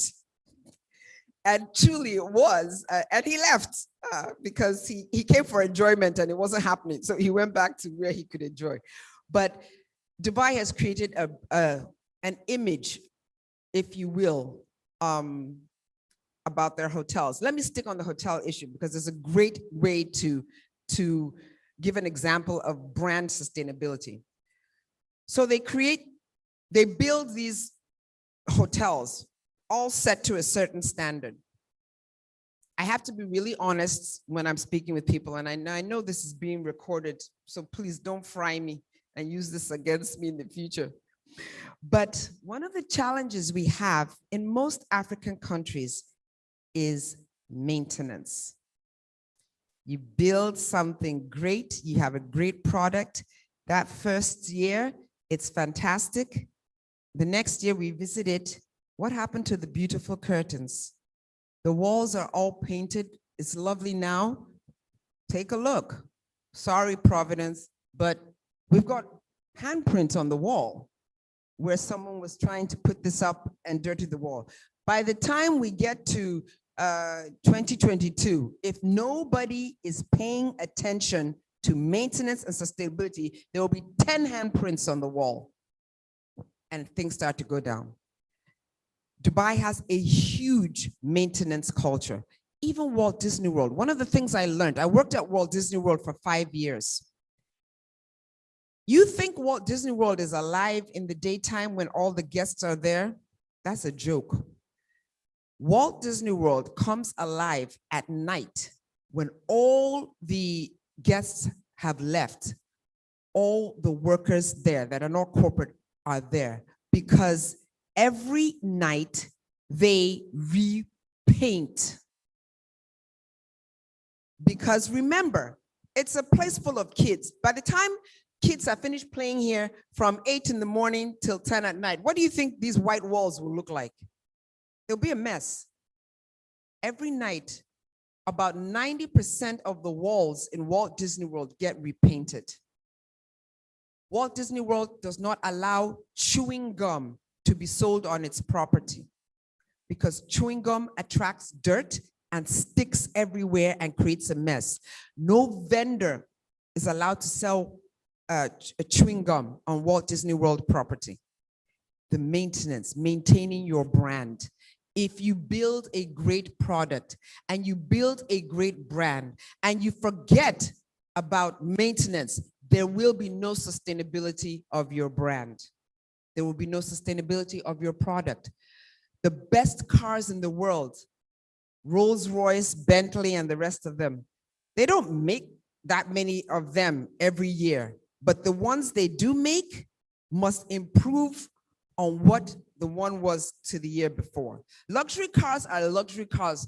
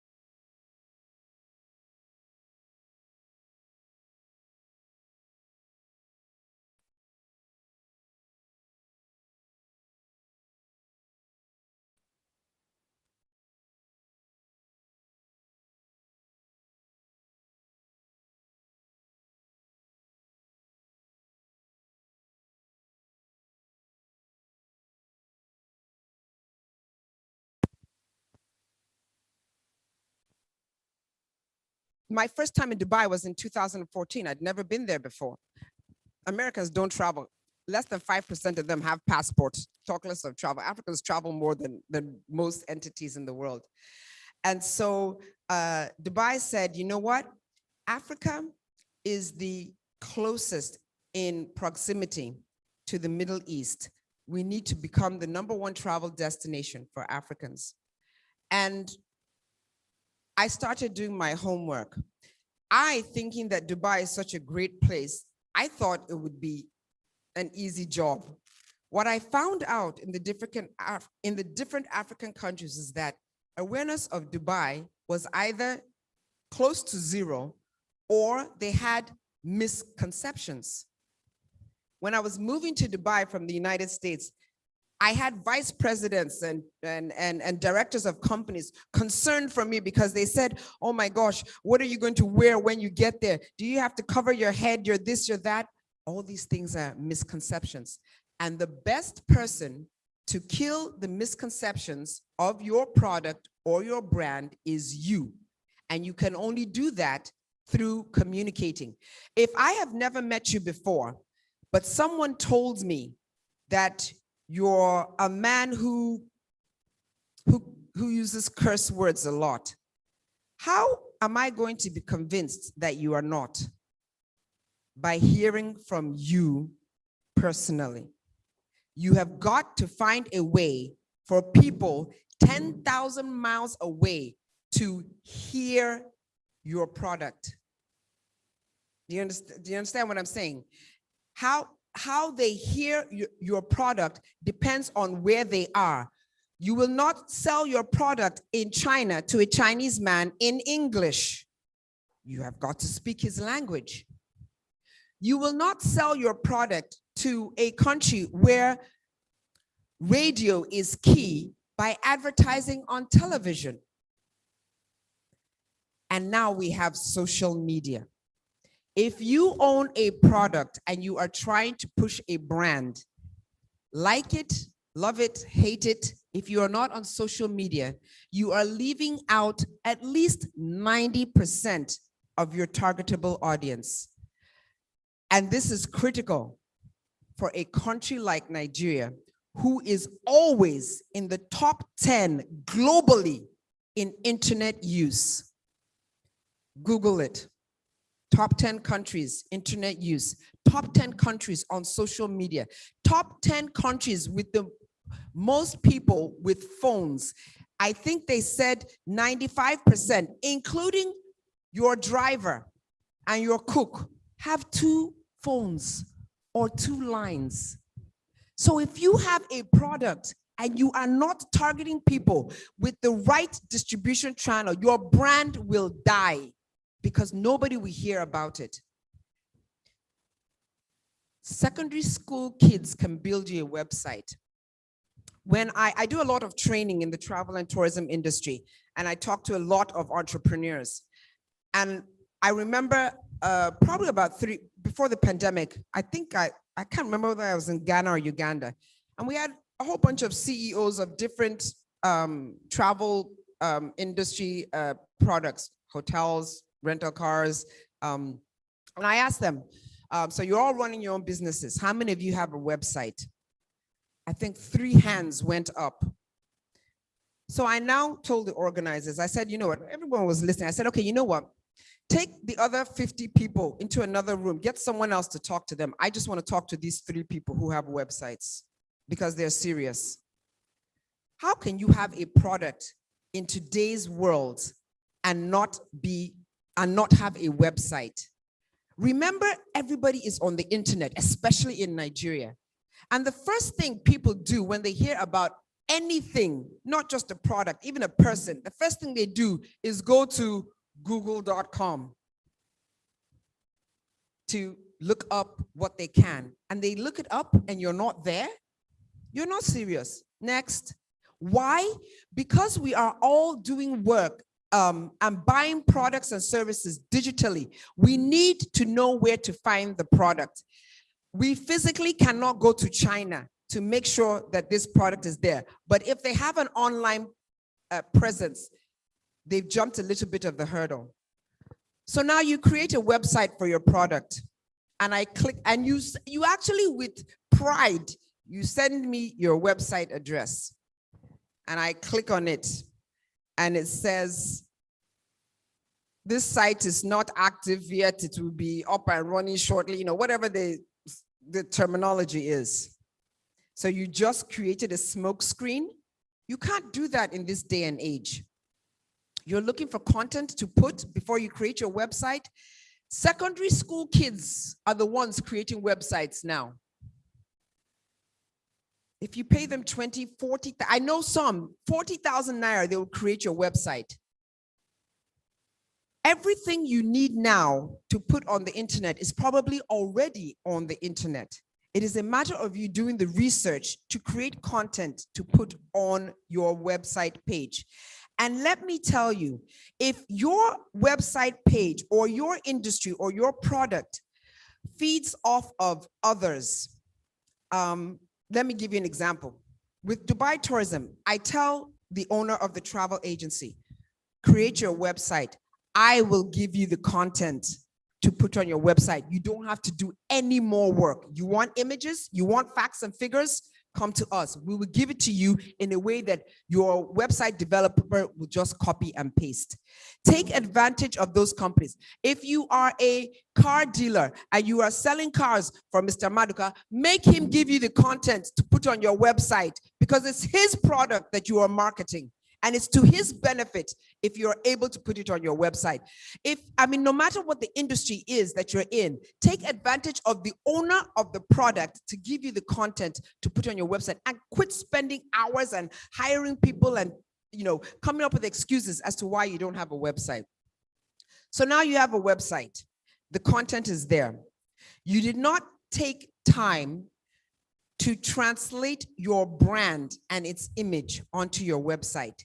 Your website does not look like what you are trying to sell.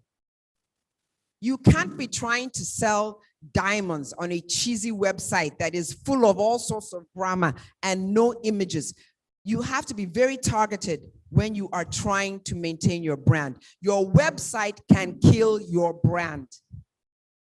It's all of these tying together. This is how, and when you are creating a brand, because remember, you're brilliant. You've already got the product that solves the solution, and now you need to sell it. You have to speak in the way that your receivers understand. You have to use the images and the verbs that your receiver understands. So I've probably gone way over my time, and there's so much more to branding and marketing and sustainability. But make sure that you think about all these things as the leader of your product. And even if you cannot facilitate them and come up with ideas to do so, hire people who can. As the owner of the product, if you let ego rule your deciding factor, which is you don't want anybody in the company to know more than you, that's exactly where your company will stay. No, not going more than you. Hire people who can do things better than you and bring them to the table. I always tell my staff, get scared, because if I can do something better than you, it means I don't need you anymore. So a huge part of maintaining your brand, building your brand, sustaining your brand is with the people you hire, the place where you position it, and the solution that your product is solving for your brand. Thank you so much for having me today.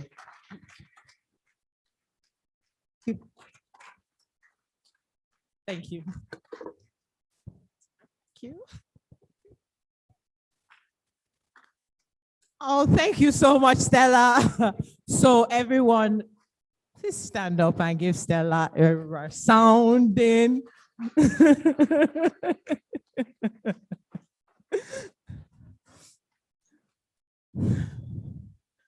All right, so again, it's a lot of thank you, very relatable and eye-opening from everyone. So thank you so very much, Stella. Now, to everyone that is online, we would appreciate you to keep on constantly checking the chat box, because On the chat boxes, you're going to be getting room links, and the chat box is going to work as our information tablet for this whole session. So we're going to be moving into the plenary sessions, which will be broken into color codes. So we have the yellow room, which is the ideas, campaigns, and brand room. We have the red room, which is marketing, tech, and data. We have the green room, which is agency, insights, and measurements. And we have the blue room, which is shopper and trade marketing. And then we have the purple room, which is academy. So on the chat box or in the chat box, you will see the rooms that you will need to click on. So please constantly check the chat box where we'll be serving, like I said, as our information panel. Thank you very much once more, Stella. And that was I looked forward to that, because one of the things you said was I wasn't going to have any presentation because it was going to restrict me. And that's really what happened. So thank you very much. And thank you everyone for listening to Stella. And thank you for your presence here today. And thank you actually for making this session very interesting for all of us. So we'll be taking a break now as we move on to get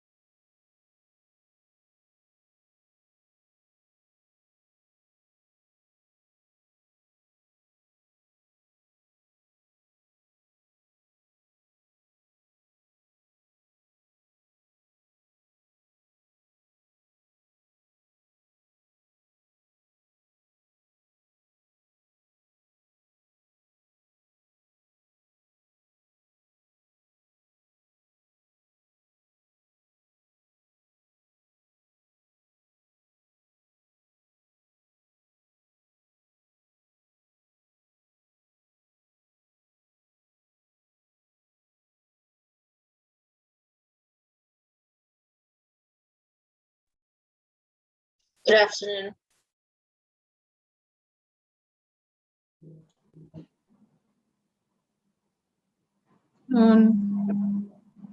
Good afternoon, everyone. Welcome to the Yellow Room. Can you hear me? Yes. Okay, welcome to the Yellow Room. And this room is about ideas and campaigns. Again, welcome to the EXMAN Brand Experience Forum for 2021. My name is Shinwa Depodri Uchuku, and I'll be your chaperone for today. So today we'll be having 4 speakers talk to us. Hope you've enjoyed the session so far. You need to follow the instructions so you can enjoy the session and have a hitch-free time. First off on the list for us today is Adenike Adebola. Adenike Adebola currently works with Guinness, but she's had quite a time on her career. She's been working for over 20 years, and in those 20 years, she started out at 7-Up Bottling Company, where she worked as a syrup room assistant during her NYSC year. She moved on to UAC, where she spent in excess of 10 years. She started out as a restaurant manager, but exited after climbing the ladder for a bit as the marketing manager. She moved on to Diageo, where she spent another decade plus. She joined as a senior brand manager for Guinness Extra Smooth, and then she grew up the ladder again and left as the head of marketing for Spirits and RTD. She currently works with Guinness, and she's been there for 5 years. She started out as a portfolio director for RTD, and then she's also grown over time and currently works as the marketing and innovation director. Adenike Adebola is a mom, she's a wife, and of course, she's a beautiful slay queen. Ladies and gentlemen, let's welcome Adenike Adebola. Please send in your questions to me via the chat box. Thank you very much. Welcome, Adenike Adebola. Thank you, Sean. How are you? And thanks for having me. Cool. Sean, do you have my slides? I sent it over so you can share for me. Sorry, I don't have that. But you can share your screen. Okay, that's good. Yeah, that's good. Yeah, you share for me. Thanks. Easier for me that way. And then my network has less work to do. So yeah, so good morning. It's afternoon already, everyone. It's really a pleasure to be here. Yes, afternoon already. It's a pleasure to be here. Like Sean said, my name is Adenike Adebola. I think I've got 30 minutes. Hopefully I won't take that much time. If you go to the next slide, please. I think the slide 3 is perfect, actually. So I think to kick this off, I'm a very big believer in the power of the African story. I think we all have to play a role in kind of collaborating together as a team, which is what this platform is about. On this platform, I know there are agency, the people on the client side, the industry, regulator, regulatory people as well. But I think everyone has a part to play and is playing it, and we do need to play it actually, so that collectively we can cause the impact that Africa is destined to deliver for the world. So I know when I got this topic, the first thing, if you go to the next slide, there were a few thoughts that went through my mind, and it did say the 5 most kind of impactful global experiences. And I had to therefore kind of step back and look at it and say, where will I find examples that run across the world? And I found it interesting that as I looked, and I was looking for things with scale and things that will help all of us learn together and land a body of learning around what has changed with consumer experiences and what do we take ahead forward. I think the first thing that was obvious was actually a lot of those examples were outside of the continent, actually, because I was looking for things with scale. But we'll come back to Africa and actually to Nigeria at the end of the session today. So here is just context, and there's nothing here that's new to you guys, and to everybody on the call. We all are experiencing what's happening in the continent and the fact that Africa is growing, yeah. And some of the biggest markets include Nigeria, which is not news to you guys. I'm going to skip that and go to the next slide. But certainly one of the things we do know is that the pandemic has changed the world. And actually, I remember when it all started, I have a colleague whose wife is a doctor.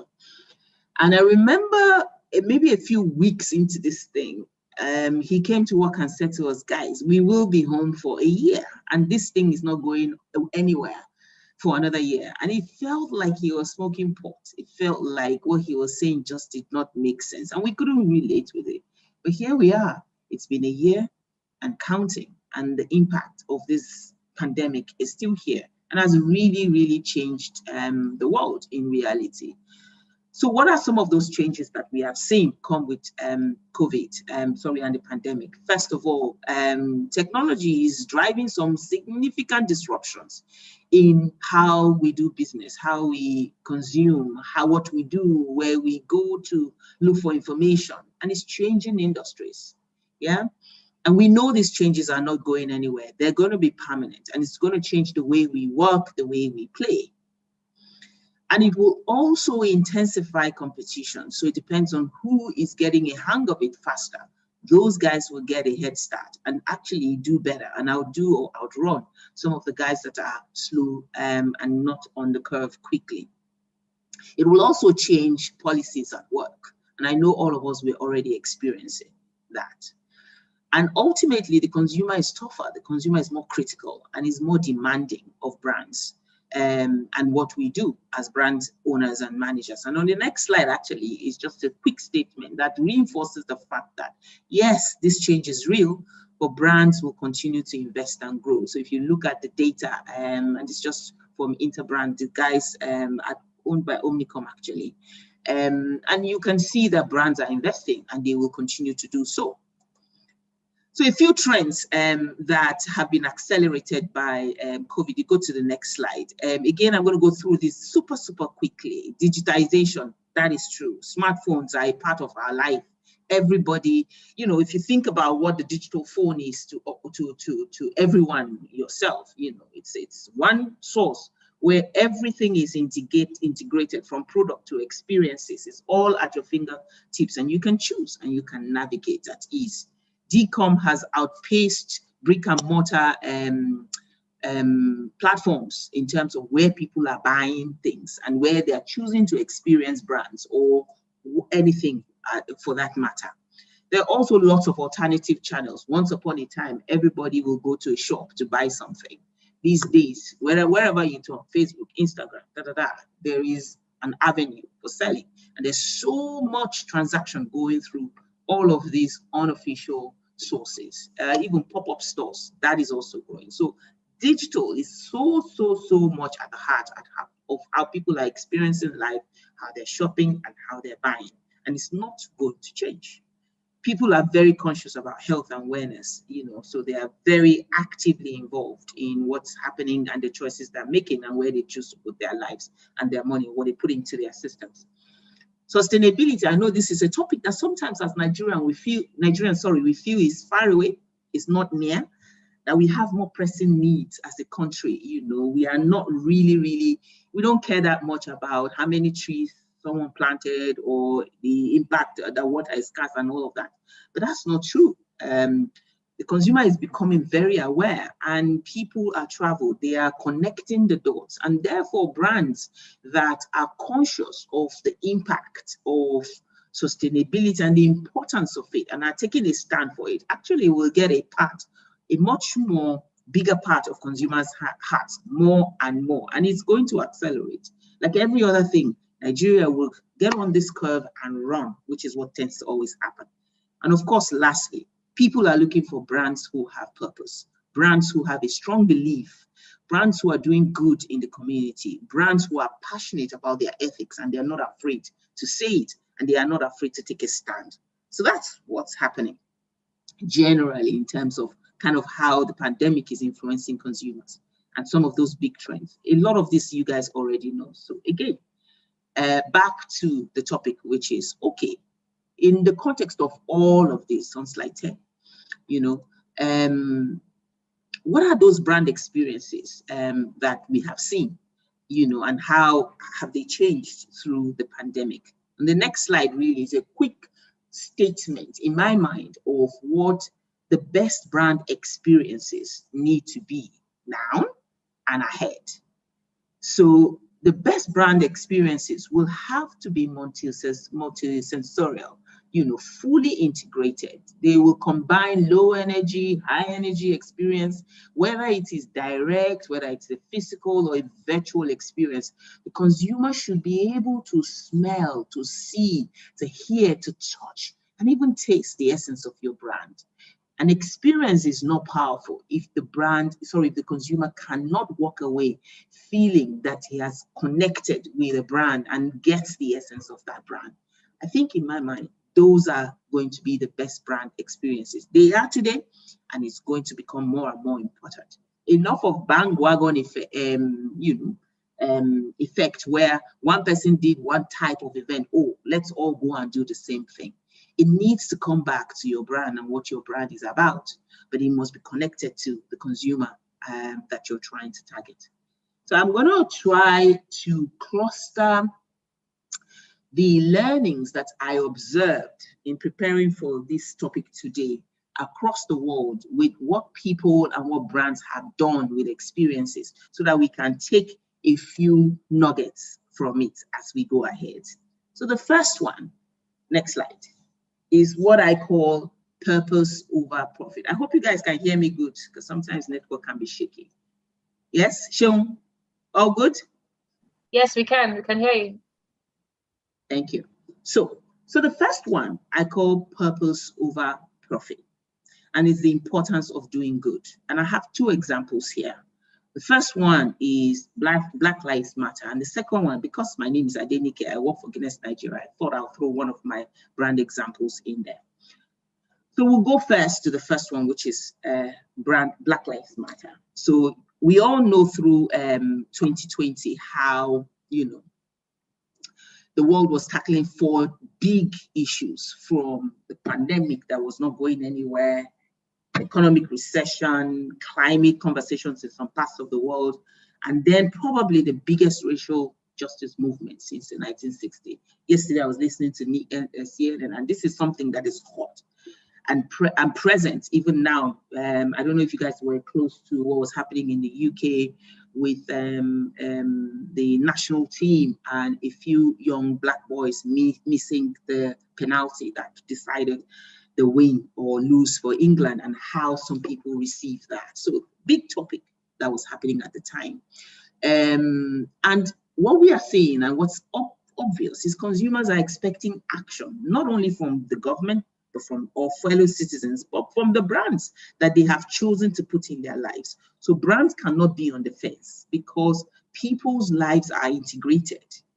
So if there is a very pressing topic that concerns me as an individual, where, for instance, Black Lives Matter was one, my brand should care, my brand should participate, my brand should bring that into our experience, between me, Adenike, and a user of a brand on an ongoing basis, because our relationship with the brand is real, it's ongoing, it's present, it's continuous, because brands are almost human, and that's how consumers are that's why they're beginning to demand the same level of commitment to my life, to what's happening with me, and to make sure that you bring that into my experience with you as a consumer.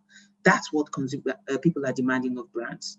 And you saw from how this conversation was big globally, and this was a platform that brands jumped on. And from across the world, brands looked for opportunities to create experiences or to connect with this, because consumers don't live in a vacuum. And it helped. It paid off for the brands that took a stand as far as this was concerned. So big topic. Key thing that I want to kind of try and land here is that consumers do not exist in a vacuum. Their lives are real. The relationship with the brand is real. They expect the experiences to be similar. Like I said, I added one of my own examples, which is one of the things that my team did around Raise the Bar at the time of COVID. One of the things we found was the bar community was very, very challenged. People, young men and women who work in these bars, either as the bartender or the service assistant, all of a sudden had no jobs and had to continue to live one way or the other. And we said, okay, what can we do as a company? What can we do as a brand? Because this is our playground. For a lot of Nigerians, the bar is where they go to play and socialize and hang out and chill out afterward. Naturally, the people who work in the bar are their friends, and they've built a relationship over time. And therefore, you miss them. You miss the role that they play. And we asked our consumers to join in and help us find those people who made their evenings extra special before the pandemic, so we can go back and send them something on behalf of our consumers as well as the brand to say, hold on to this while you go through this rough time. So again, brands need to exist and to recognize that the consumers and the people that they're working with exist in an integrated manner and not in a vacuum. So that's the first one. Second cluster for me is what I call creating a compelling in-home experience. Remember when we talked about, go to the next slide, Sean. We talked about the fact that the phone is so integral to what people, how people are living their lives. So I was looking, you know, I'm sure a lot of us were very familiar with what Versus did at the heart of the pandemic. So first of all, I don't know if any of you have read up on this. It started actually impromptu. It was an impromptu broadcast about DJ battling. They didn't set out to create a brand.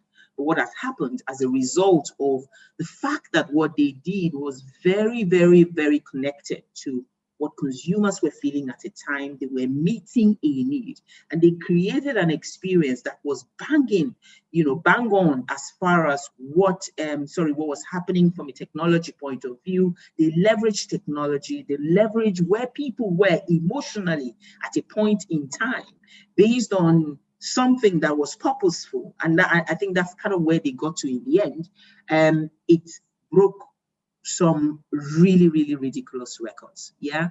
So this was something started as a simple impromptu broadcast, became a significant brand. One of the learnings that I found when I was thinking about this one and the way they created these experiences, which were virtual, you know, across the world, was, you know, there was a lot of partnership involved, you know, working across, you need to be on slide 17, sorry. Thank you. Let me know when, how much time I have left, so I know how to navigate myself quickly. So again, there was fan groups created over the world. They beat viewing records by a mile in many ways and in shapes and forms. But again, started impromptu, but because it leveraged consumer and kind of where people were at a point in time, brought multiple brands, platforms together, whether it was Apple, Twitter was also a partner in crime here, and created something that was almost, that was a melting pot of multiple brands, you know, with the same purpose of creating experiences or something for people in a downtime, which was what was happening with COVID. And then bringing the stars together as well was just powerful. And this was one of the examples that I picked. And again, I said it's about in-home experiences, bringing what people miss and bringing it home and tapping into technology to change the game. Remember, not everyone will be able to come out and experience what it is that you've pulled together. So you need to always think about the person at home. How relevant is the experience you're trying to create to them? And what can you do to tap into that? Because scale is important. if you talk to only 100 people who come to your event, you know, and focus only on them, you know, how much impact would that give you, especially if you're working with scale brands? Next slide is what I call the rise of tribes, and how social media platforms is becoming more and more important, and the power of connection, because people want to connect. And on slide 3, again, this is not a local example. I got this out of Europe. The brand is called Brewdog. Next slide. Brand is called Brewdog.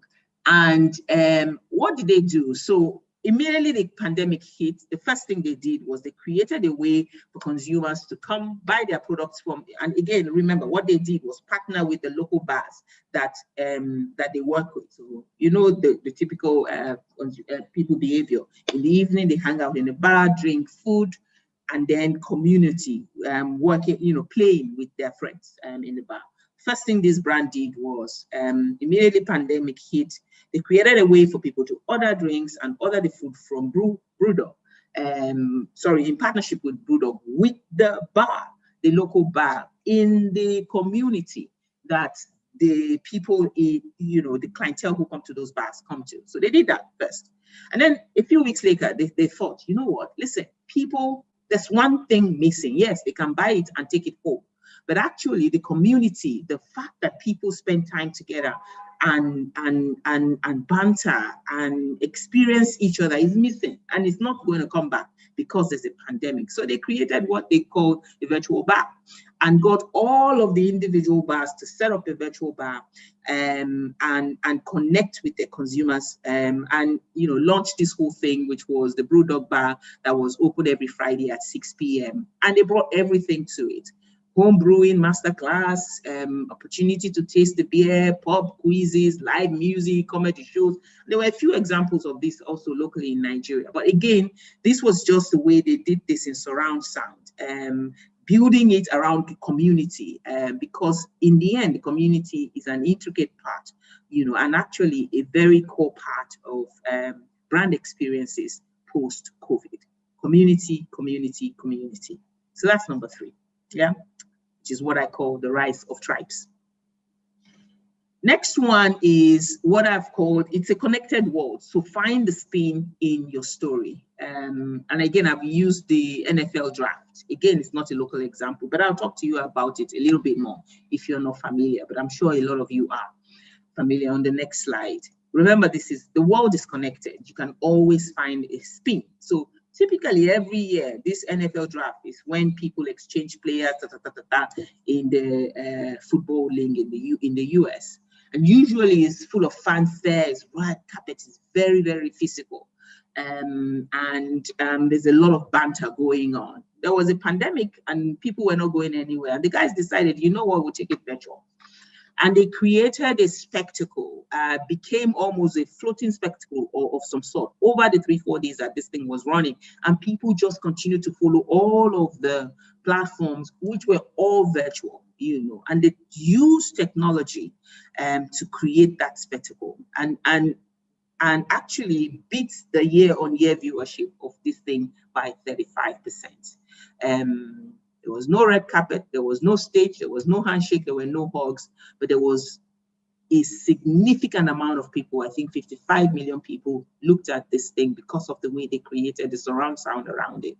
There was also virtual watch parties and all of that stuff, breaking the record by a mile in terms of viewership. Again, what was the learning here? Leverage technology, connect with people where they are. Don't just think about an experience and create it because it's what you feel like doing or it's what your brand do.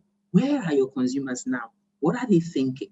And what do you want to do? And who are you as a brand? How do you create a match made in heaven that recognizes where they are, that leverages technology, and it is unique so that you can tell a story that is connected to your brand and an experience that they will not forget, because it taps into both brand and consumer and context that the consumer is living in at the point in time. And of course, technology. So that's number 4. Number 5, which is the last one, is this idea of together but separate. So people, and this is, again, it's not new. a lot of this experience you will find are premised on COVID, and that was the topic, and that was the task I was given. But again, the learnings are consistent, whether it is virtual or physical, especially in the world that we live in today and the world as it will be as we look ahead. So this idea of together but separate and looking for skill by taking an experience that is in a small place that appears to be in a small space, but give it legs, recognizing that people are connected via their phones, recognizing that people want to share experiences and community is important, recognizing, however, that you also want to make it personal and make it feel intimate at the same time. And it's possible. And through all of these examples, you will find again and again how brands will take a physical space, connect it to a virtual opportunity, and create a surround experience that consumers remember and are memorable. And it's not just touching a few, touching many, because that's where the joke is. How do you take these experiences and touch many? But each experience is unique to you and is relevant to your brand and the consumer that you are targeting. So Netflix Watch Party is another great example of how one platform recognizes how entertainment is better when it is shared. And then you just use technology to open it up. And this one, for instance, is not going anywhere, as an example. So very quickly, I'll go to kind of like one slide I created on the end. 2 slides down, please, Sean. To try and quickly summarize, so what are the learnings of this and what are the implications for me, for us? And in no way is this conclusive. On the next slide, Sean. Which is why I've got a question at the end that says, okay, what else? And I'm sure it will be good to reflect. Maybe you guys can drop something in the chat on kind of based on this conversation and some of the things that you know and are seeing around you as far as how brands are showing up in culture.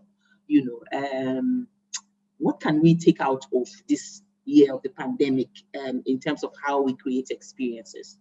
So I think for me, I just put this 5 as a starter. And like I said, I don't think it's conclusive because I'm not a professor in experiences. I'm just sharing my own reflection based on kind of digging on this topic and trying to put this thing together. So the first thing is use of digital technology within physical spaces is critical because you want to create more vibrant experiences and you want to extend your reach, make it feel bigger than maybe the 50, 100, 1,000, 3,000 people that you've gotten. You have to be able to tell that story, but create it in such a way that technology is at the heart of it. It is in our world and it's constantly changing and evolving. Make sure you have the right talent, you know the right people, so that you know you're on the curbs, of what's happening from a technology point of view and you're experimenting. You're not afraid. Don't be static. Technology is powerful and is enriching things and making things bigger, braver, and bolder. Don't be afraid. Bring it on and ask yourself every time you're putting that experience together, how am I using technology to make it, to blow it out of the water and make it more vibrant for the people that are at it or at the event or whether it is virtual and for everybody else who will see it. It's also important to have versatile, multifaceted spaces with co-creation at the heart. Remember, people do not exist in a vacuum. People have a point of view. People have expectations. They bring something to the experience. So don't be a poster where you are talking at consumers and you create an experience just because it's what you feel like doing. People want to get involved. So create it in such a way that's integrated as co-creation at the heart. People can feel like they came into a place and whether it's virtual or physical, and they played a role, they were engaged. That's what drives memorability. And also the fact that it's multifaceted. So therefore, everybody can find something that they can connect with. Again, targeted, but still interesting and multifaceted. Thirdly, is at-home experiences, but outside. So build it around people. People want to feel that that experience was made for them and intimate for them.